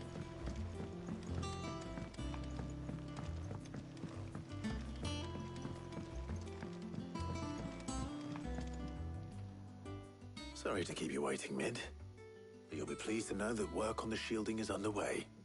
You found something for it? In a manner of speaking, Hippocrates knew of a substance that's highly resistant to heat. A coating that should provide the protection you need. He's supervising the construction and testing of the shielding as we speak. Brilliant! I knew you wouldn't let me down. Don't thank me. I'm just the errand boy. Right then, better start working out how to bolt all these bits together. To the Black Hammer!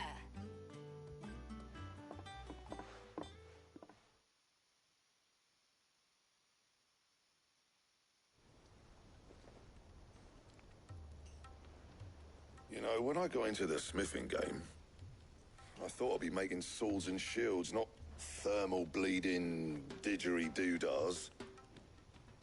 Displacement stacks. Same difference. Whatever you call it, I ain't putting it together in here. It's cramped enough as it is. Let's take this outside. Mid, you get all the parts lined up on the deck. I'll take care of the rest. On my way! Oh, and bring me the biggest hammer you can find. This is gonna require some precision walloping.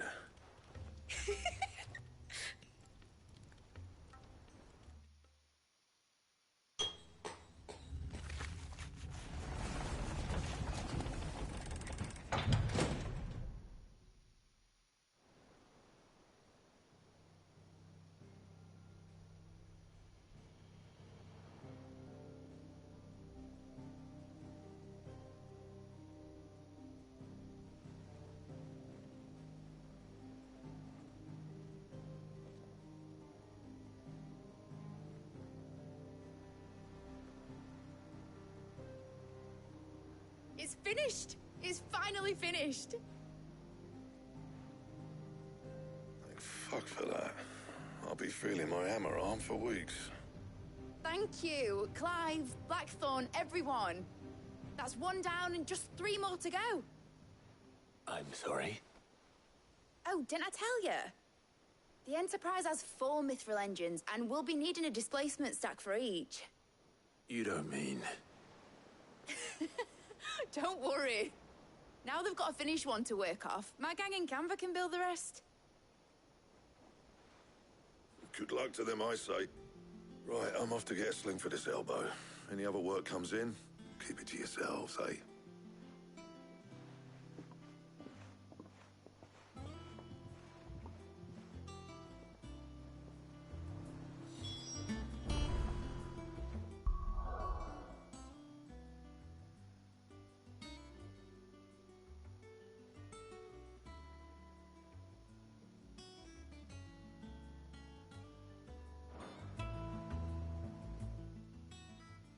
What's the matter? Nothing. Just daydreaming. Thinking about the Enterprise sailing off over the horizon to shores unknown. Searching for a land untouched by the Blight. Just like me and my dad planned. So if the worst came to the worst and every scrap of soil in the Twins turned black, we might still have a chance. That's what she was meant to be. You see, one last chance just in case we needed it. But now she's so close to being finished, I've realized I don't want it to be that. I don't want it to be just a lifeboat for us to cling to if things get desperate. I want people to sail aboard her by choice, not from the lack of it. In a world where we're not just trying to survive, but where we can actually live. I'm working on that. And I'll do everything I can to get you what you want. Don't you always? All right. My mind's made up. As soon as the Enterprise is fit to sail, I'm putting her under your command. Sod our plans, I'm trusting in yours. Are you sure about this? Something tells me it's what my dad would have wanted.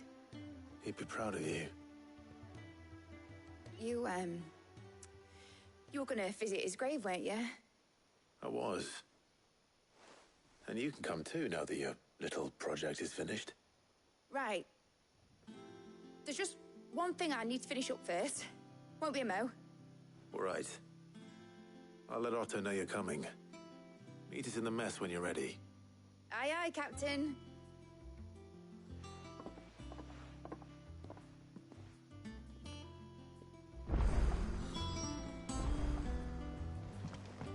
Nick told me she was building a ship.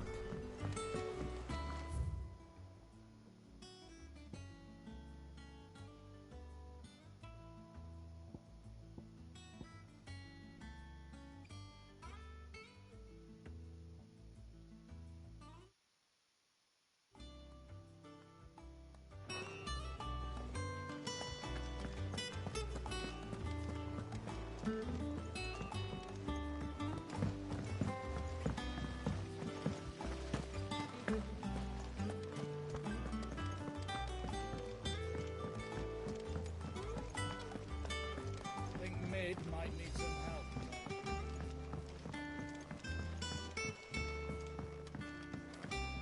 Well, here, Sid.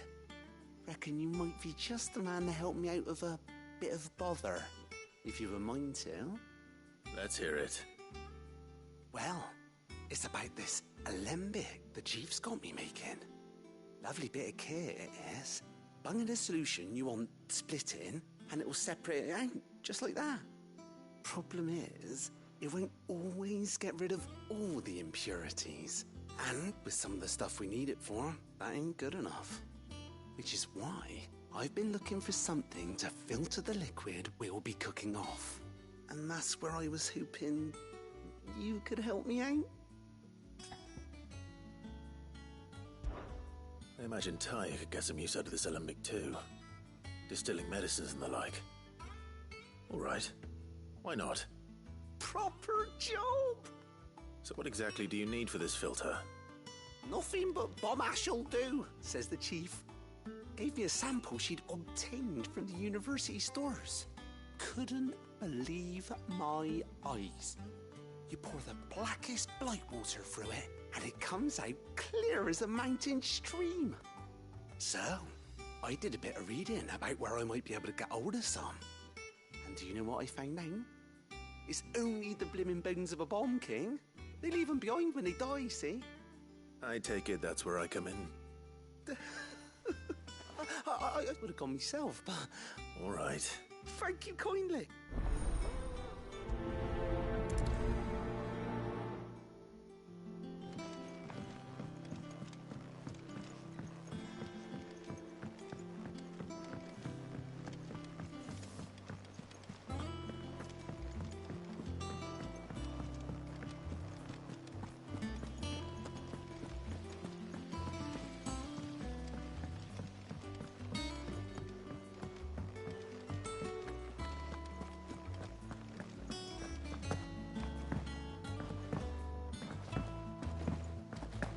Is that the thing Tomes helped with?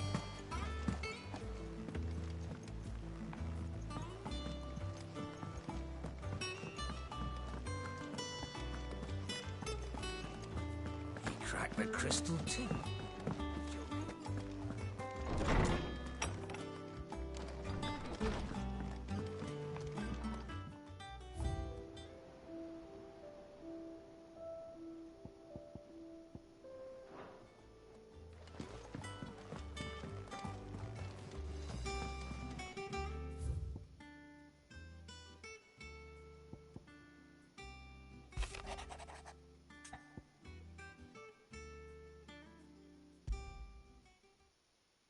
Trouble with the ledgers. Shouldn't he be asking Otto for help?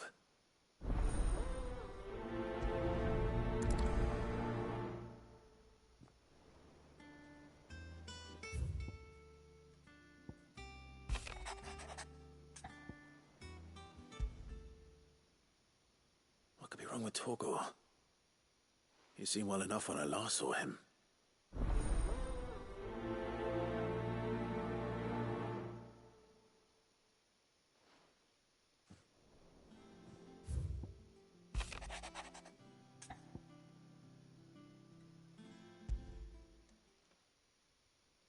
Hopefully it's nothing. But I should speak to Blackthorn just in case.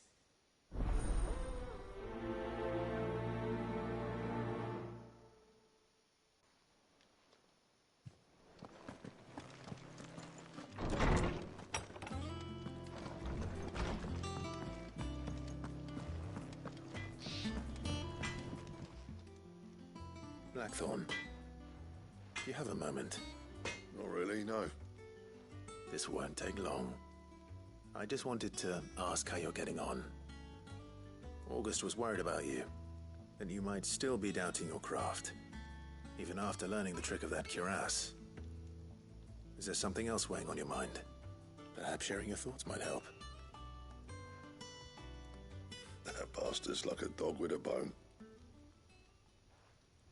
Still, he's got a keen eye, I'll give him that. He's just, well, Karen showed me something. Something I've never seen before. And that was? A sword. An odd-looking thing with a single-edged blade. The metal itself wasn't anything to write home about, but fuck me, the edge on it. You could slice a man clean in two with a weapon like that, and he'd be halfway home before he even realised he'd been cut. So that's what's troubling you? No. Not troubling me exactly. More distracting. Can't stop thinking, how do you get an edge that sharp? It's driving me mad. And if you knew how to do it, we could arm the curse breakers with even better blades. That's about the size of it, yeah. I'll see what I can find out. Sharper swords are always welcome. And we can't have our master blacksmith being distracted. You're a soft touch, you know that. But I can't say I'm not grateful for it. Good luck, eh? Thank you. Let's see what Karen knows about this sword.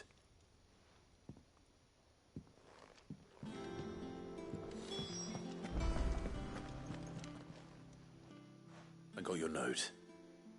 You think something's wrong with Torgor? So you can read. Congratulations. But I didn't say I were wrong with him. I said something weren't right. He's not been eating me treats. He used to love cracking the bones from Molly's boiled brown, but now he won't so much as look at them. Didn't like him. Which is why I'm of a mind that his mind's on something else. You've not been working him too hard, have you? No harder than usual. Is that it, boy? Do you need a rest? What was it you said he was? A frost wolf? That's what the lawsman seems to think. Then maybe this all has something to do with whatever it is that's woken inside him. I suppose things have been different since Rosalith. Perhaps Hippocrates knows something. Instead of everything, you mean? Perhaps. You're looking well, Karen. What do you want? I want to know about the sword you showed Blackthorn. Single-edged and extremely sharp. Running around after him again, are you? I suppose I am, yes. But I need to help him find out how to work an edge like that. It's driving him to distraction. Little wonder, I suppose. There's not many like that make it as far as the twins, and those that do go straight into private collections. Which made it nice and easy finding a buyer. Can you tell me who bought it? Where is it now? You think I tell people who my clients are? Suppose you're not likely to go nicking him off me, are you now? Fine. If you stop mooning at me like that. Lord Ignac's the man you want. Delmechian bloke. Collects weapons and the like. And he's got more money than sense, which is why he's one of my favourite clients. Reckon he'll still be at the inn in Dalamil, where I left him. Thank you, Karen. Oh, and he's a touch eccentric, if you take my meaning. I appreciate the warning.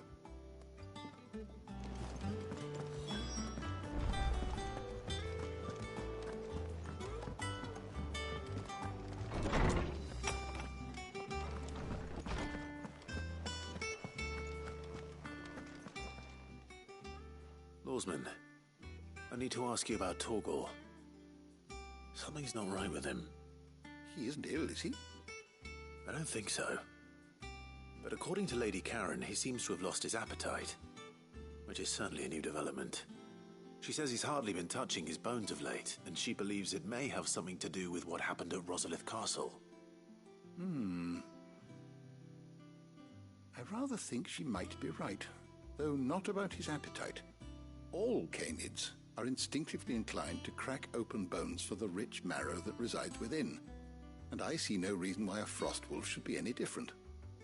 Accordingly, I suspect it is not a lack of appetite that afflicts Torgal, but a surfeit of it. If we assume that his newfound magics require additional nourishment to sustain, it may well be that the bones Lady Karen is accustomed to providing are no longer sufficient. Frostwolves, after all, habitually prey upon far larger animals, whose bones may yield altogether different nutrients. As to where one might find a suitable substitute, some antelopes that graze the meadows of eastern Rosaria have been known to grow to a size more than double that of their lesser cousins. I don't recall ever seeing any that large. And little wonder. The oldest and largest such creatures rarely leave the safety of the highlands for fear of predators. The last elder antelope sighting I recall hearing about took place near Cressida, and that was long before the village was abandoned. Even so, it seems like a good place to start. Good hunting, Clive.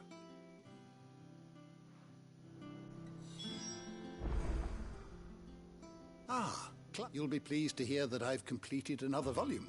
And while my collection is still far from becoming the 1,000 tomes that young Crow has quaintly dubbed it, I hope the knowledge chronicled within might yet be of some benefit. Of course, I would not have penned half as many volumes without the tales you and the others bring back from your travels, for which generosity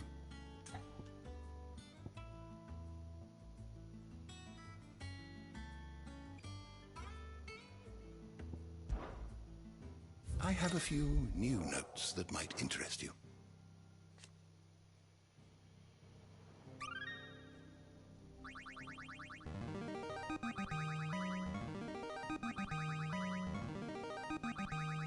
I have quite the find for you today.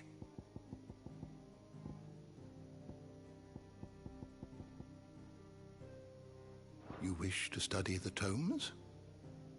You are always welcome, Clive.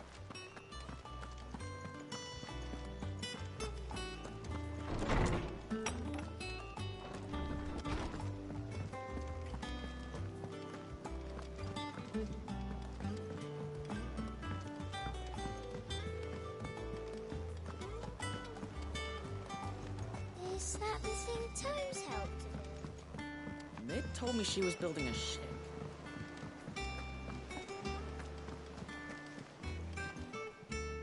Clive. That's why I'm here. Shh. Otto won't be listening.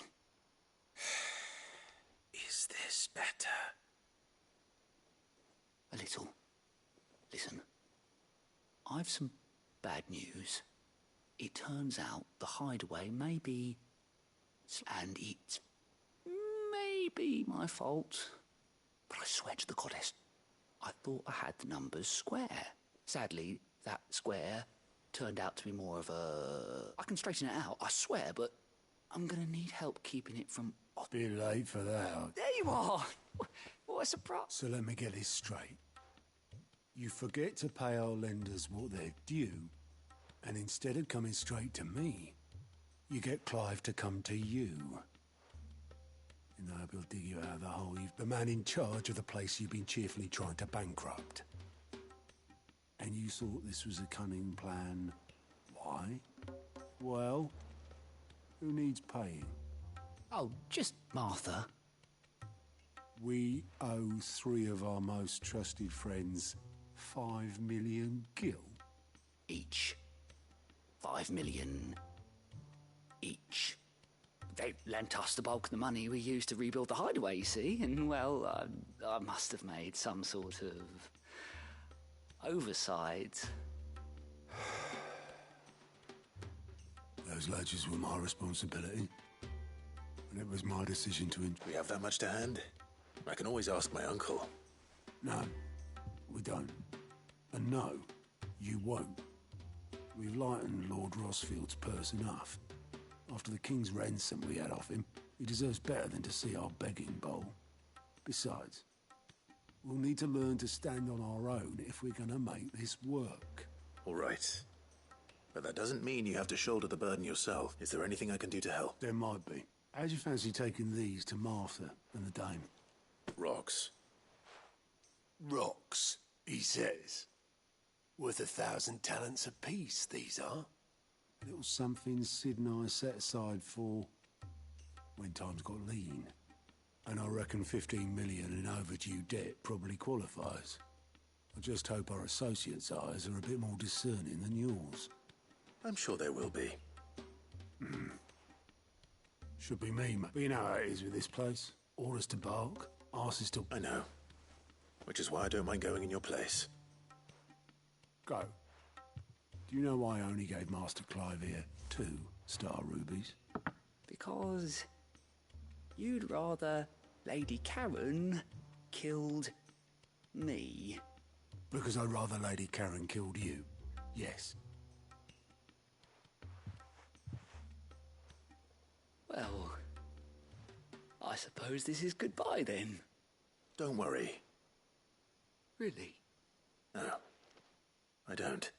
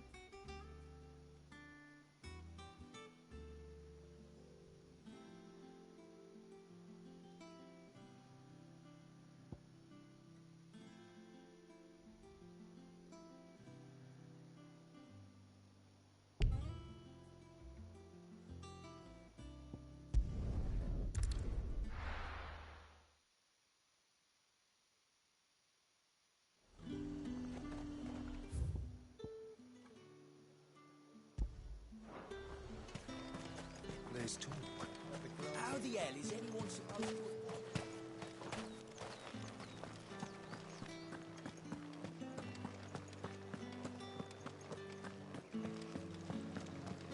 Did you hear? The gates to heaven. I want to see you. What am I going to do without sweet water and oil of talc? Milady, I come bearing gifts. Gifts? Whatever is the occasion.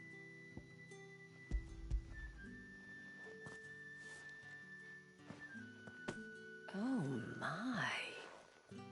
Clive, you really have outdone yourself. Otto asked me to give it to you. To settle the hideaway's debt with the Veil. And to compensate you for the time it took us to do so. You disappoint me, Clive. I thought you might finally be warming to me. Tell Otto he can keep his baubles. I tried to tell him as much the first time around. The man owes me nothing, nor does the Hideaway. My contribution to the restoration effort was made freely and willingly. It was the least I could do.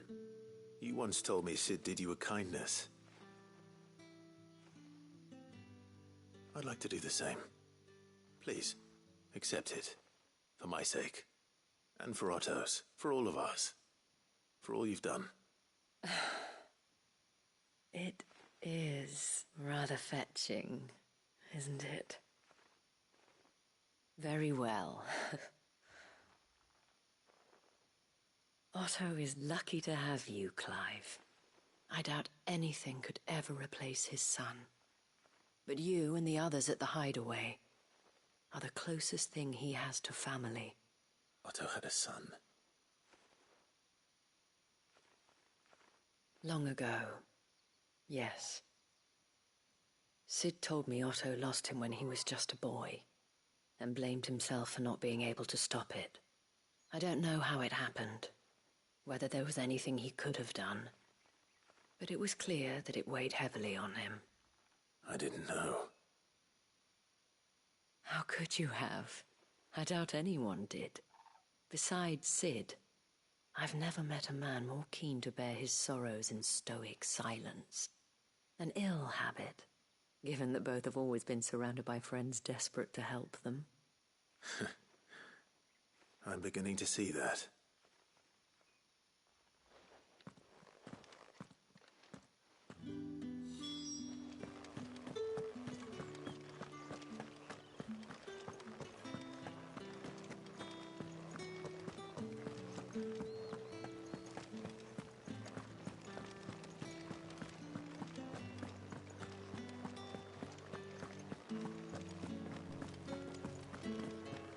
All anyone ever wants.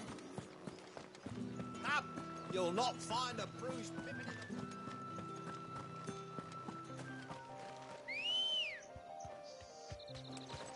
Let's go. Yeah!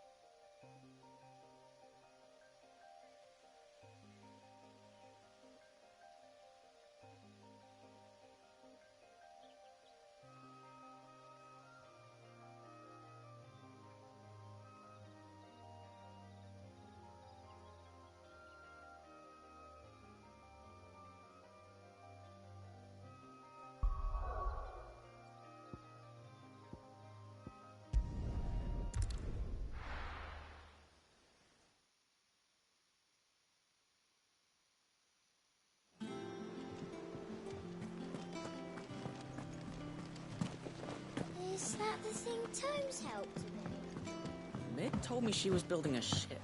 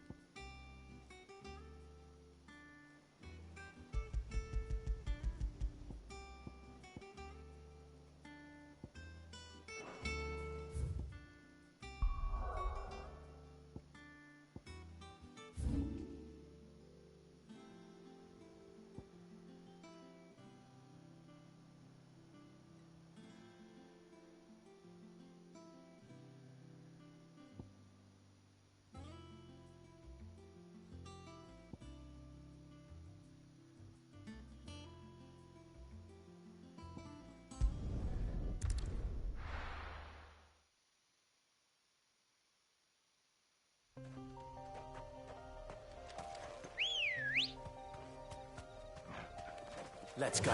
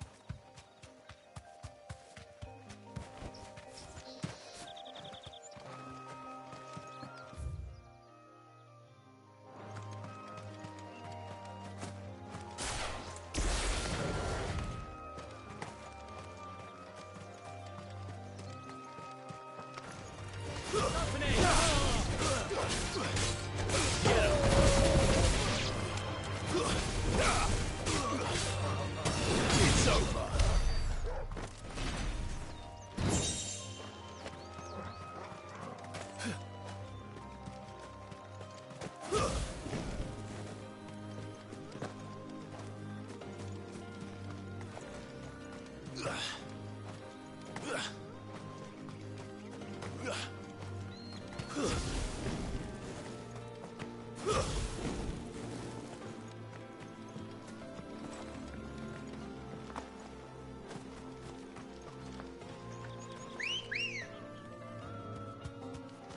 Come on.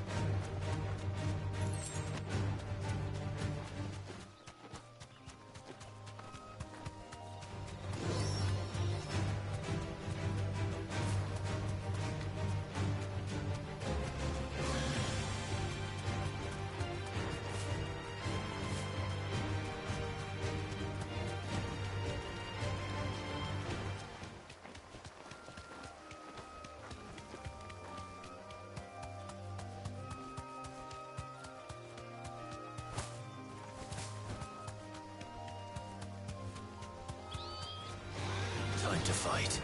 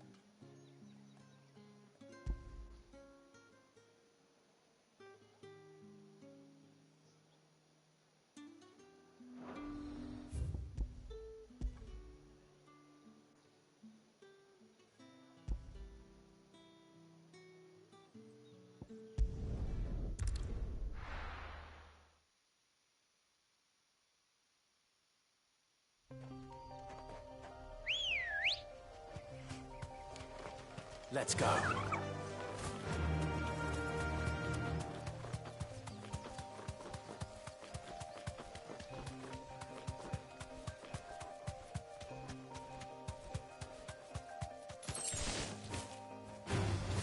This won't be easy.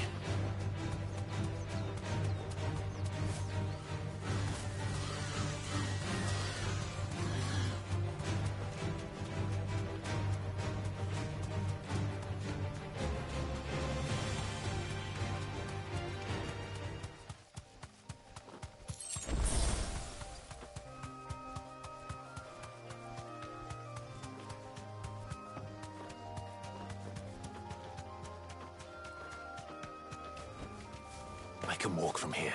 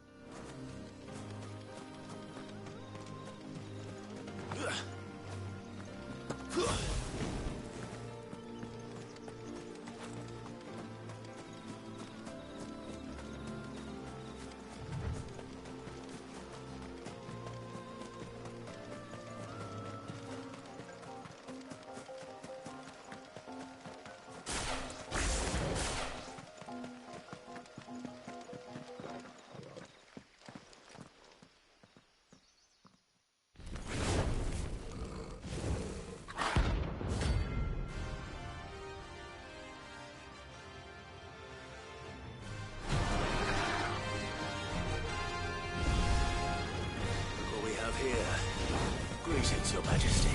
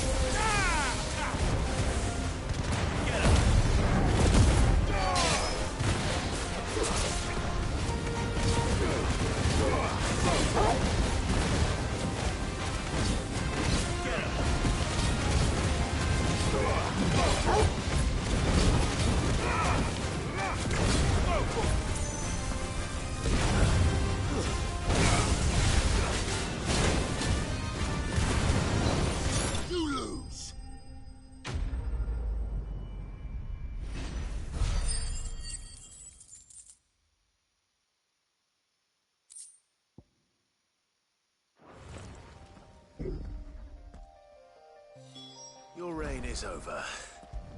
Now to collect the ash. This looks like the stuff. Let's see if there's any more.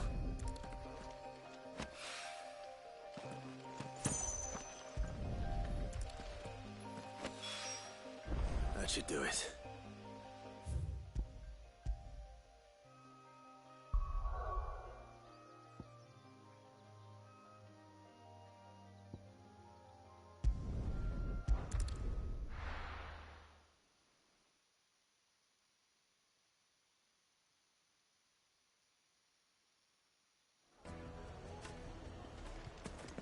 People take notice of wealthy men.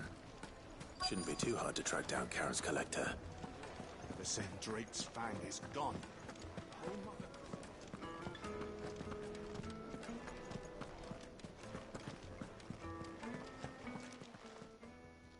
My reputation will be ruined!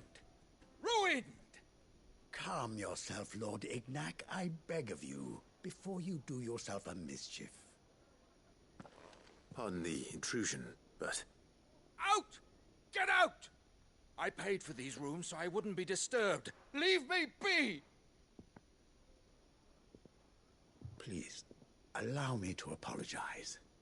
His lordship is going through a difficult time, and he's never been fond of guests arriving unannounced. Radim! Get rid of the filthy oaf this instant! Very good, Lord Ignac. Would you mind stepping outside for a moment?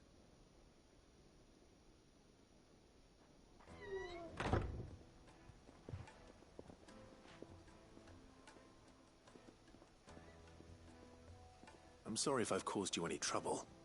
That? Oh, no. That's just how his lordship is. Though the morning's events have left him somewhat fractious. He's been dispossessed of his luggage, you see. The thieves also made away with a considerable amount of coin. Coin the innkeeper will soon be keen to collect. I don't suppose a certain blade was among the stolen items. A single-edged sword. It was purchased from a merchant friend of mine. Ah, you know Lady Karen. Yes. Then I'll retrieve Lord Ignac's luggage.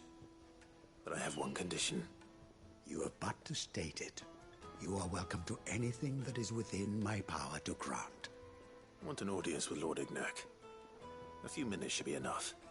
Then I'll be on my way. A condition I would be a fool to refuse. I don't suppose you saw where the thieves went. I did not, no. Though every ill-gotten coin in Dalamal is said to pass through that disreputable... And that's where I'm heading. I shall speak to Lord Ignac in your absence. That will be very kind of you. Farewell.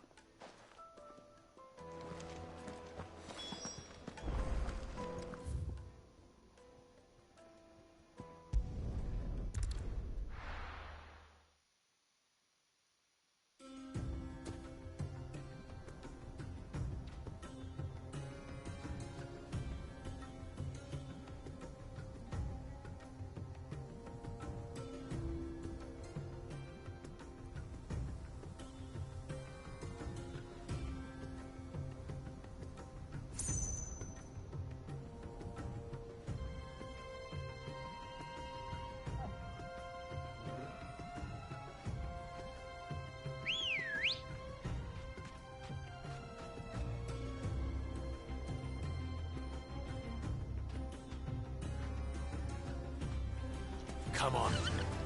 Yeah!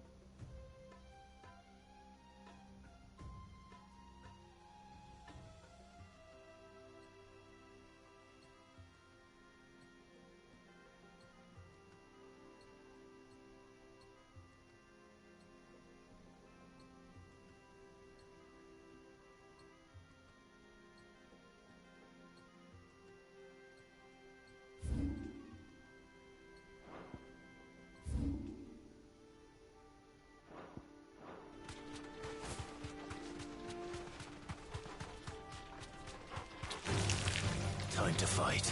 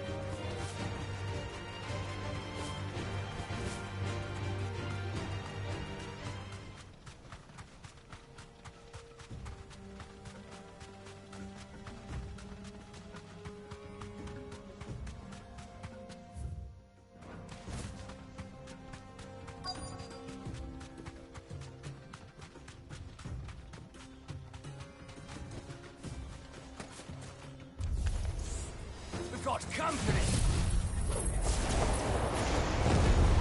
Come on, lads, let's tear the bastard's head off!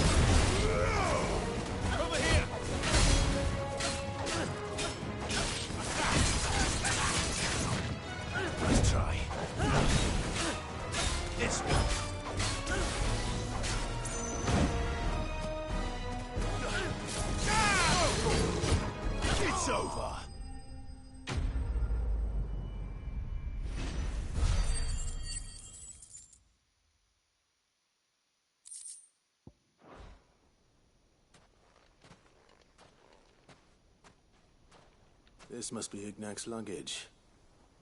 Nothing seems to be damaged. All right. Let's get it back to Dalamil.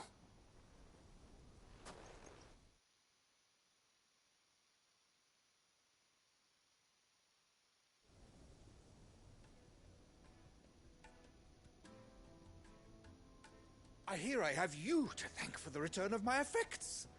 What shall I call you, my good man? Wyvern. Glad to make your acquaintance. A formidable name indeed. Well, Wyvern, I appear to be in your debt. Radim here tells me you wished for an audience. A few moments of your time should suffice, yes. You're a peculiar fellow, Wyvern. Master Wyvern was wondering if you could tell him about a certain single... Oh, a true work of art. Karen drove me hard on the price, but I would have sold her Radim here to get my hands on that sword. It was made in the Outer Isles, far beyond the and is used exclusively by the practitioners of a unique school of swordsmanship. They believe no combat should ever exceed a single strike, and hone their blades to such perfection that none ever does. Each sword is made for that one perfect stroke, and for that stroke only. They crack upon a second blow. There's a brutal sort of beauty to it, really. But how do they hone such an edge?